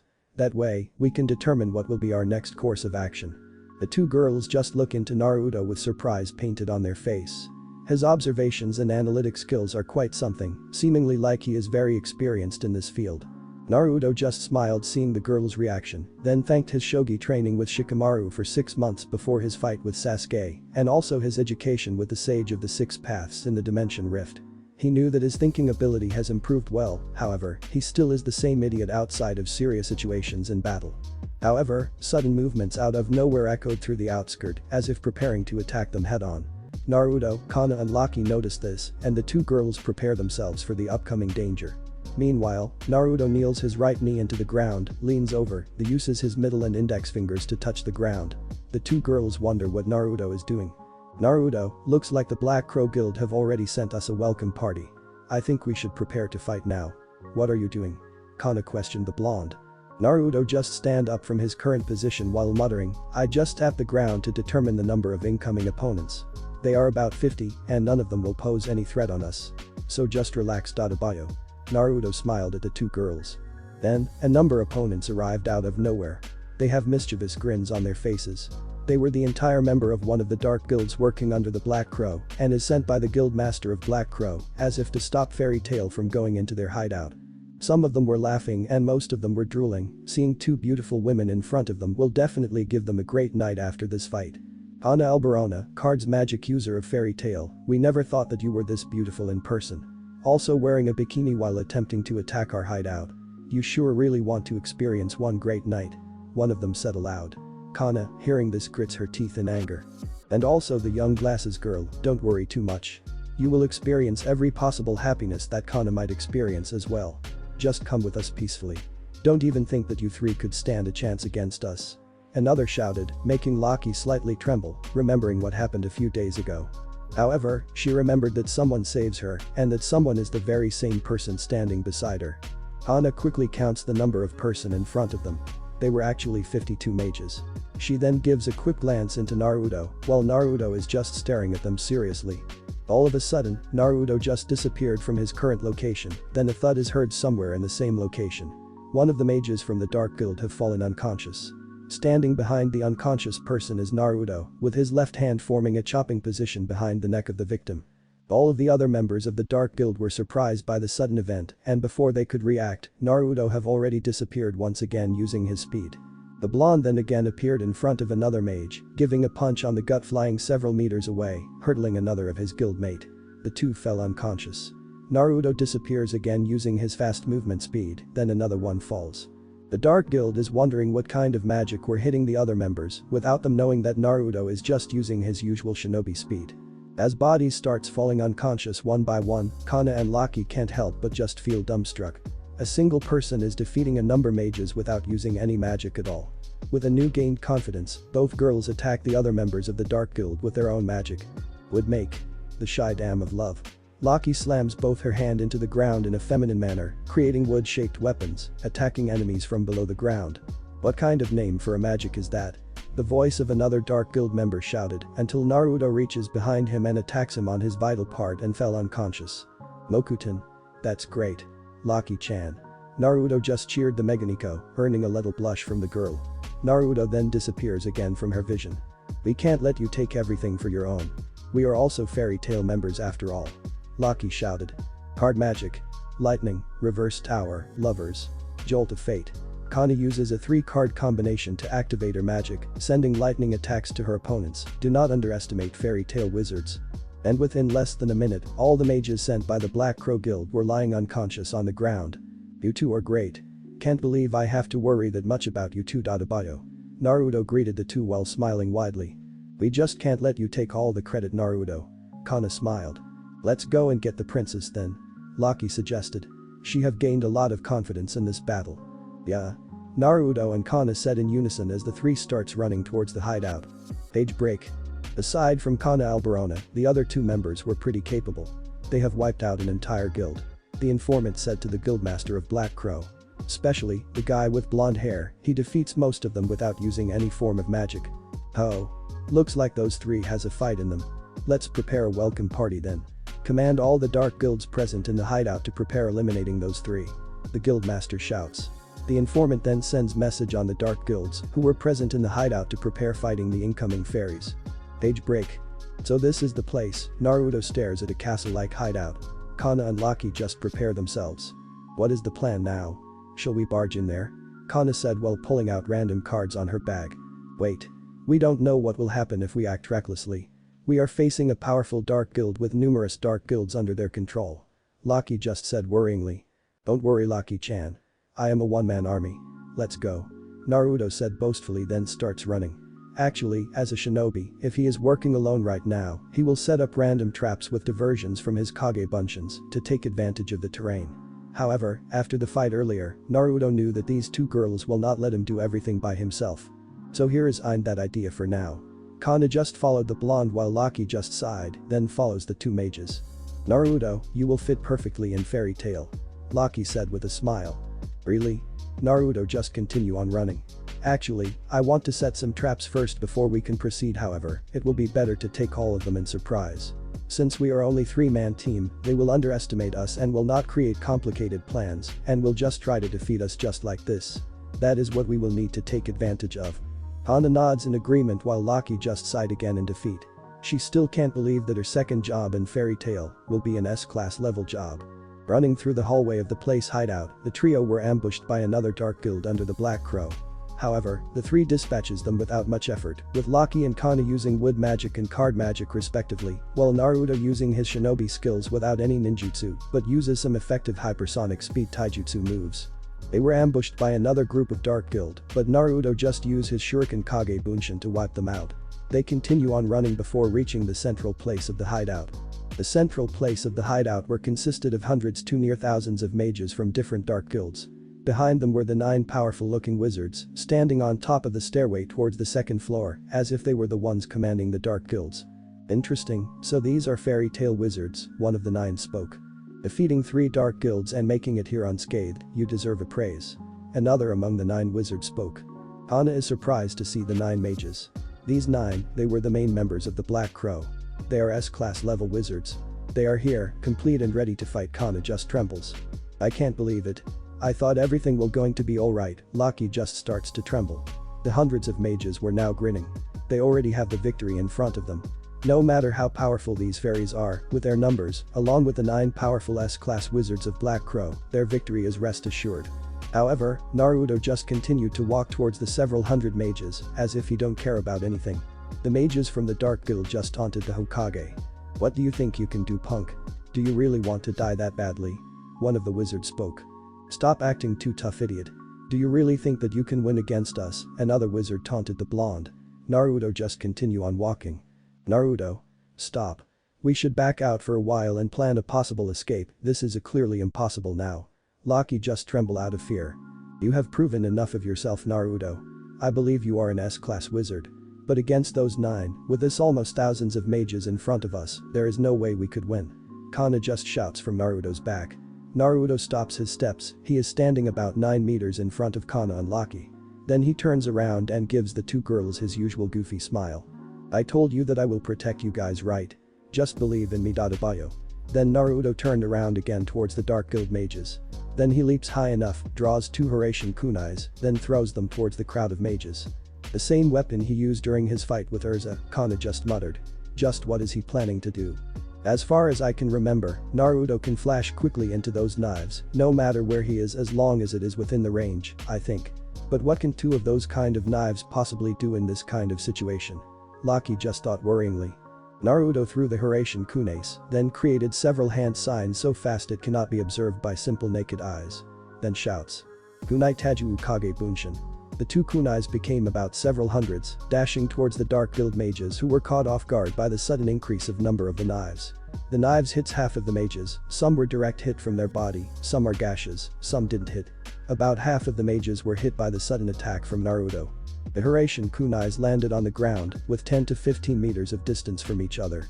Naruto then draws his Kusanagi sword from his waist, then starts to mutter Aki-chan, I will be using our clan's sword techniques now. Otu-chan, I will also use the 𝐻𝐻𝐼𝐼 this time. Naruto channels some chakra to thicken the blade of his Kusanagi sword so that will not be able to kill these thugs since he wishes to avoid killing now as much as possible. Then, it happened. From mid-air, Naruto suddenly disappears, then appeared in one random location where one of the 𝐻𝐻𝐼𝐼 kunai bunchins landed and with his fast and agile movements, attacks multiple mages with Uzumaki clan's special sword techniques and knocks them unconscious. Then he flashed again, appears in a random location where another 𝐻𝐻𝐼𝐼 kunai is located, knocks around 15 to 20 enemies out again, then flashes again, and so on.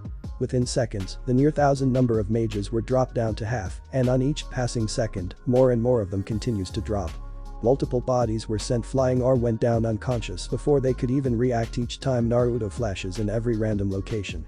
Using Namikaze clan's 𝐻𝐻𝐼𝐼 to keep on flashing into random kunais, allowing Naruto to perform unpredictable attacks, along with Uzumaki clan's hidden Uzumaki Ryu sword style that is developed to allow a single swordsman to defeat numerous foes, single-handedly using the combination of near superhuman speed and agility, known as Shinsoku, or Godspeed, Batojutsu, and an acquired observation-based pseudo-clairvoyance in order to avoid the attacks of their opponents by the least possible margin and with the least possible effort in order to place themselves in the perfect position to strike in the very instant the opponent's strike misses and stresses 2-step attacks in order to ensure that any and all who oppose it are thoroughly knocked out or incapacitated. The Dark Guild mages were now on panic, they don't know what kind of magic they were currently fighting with and they don't also know how to fight or defend on each random attacks. They were knocked out even before they can react to cast a spell. All the 9 S-class wizards on the second floor who were watching the scene were now started to tremble from awe and fear for the unique magic that they were currently seeing. A single man was literally wiping an army of mages. Each of them then prepares for battle, as if already realizing that these near 1,000 wizards will be wiped out in less than a minute. They will now be facing a powerful wizard with very unpredictable magic. On the sidelines, Kana and Lucky were just watching how the battle unfolds as Naruto single-handedly destroys an entire alliance of Dark Guild mages. They have already seen how Naruto can increase the number of blades called shuriken and also saw how he can suddenly flash from one location to another by using an oddly shaped knife along with his expertise in sword fighting during his fight with 𝐸𝐻𝐼𝐼. But they didn't expect that those 3 moves can be combined and also the combination between those 3 techniques will have this devastating effect. Their eyes just stare into the battlefield as several flashes knocks down multiple enemies in a single movement. Actually, Naruto can either just use 𝐻𝐻𝐼𝐼 combined with his chakra-enhanced strength or use the hidden Uzumaki Ryu sword style's Godspeed maneuvers to defeat these mages easily. However, Naruto prefers to combine both of his father's and mother's clan's techniques since he needs to know how effective it will be. And that hit the mark.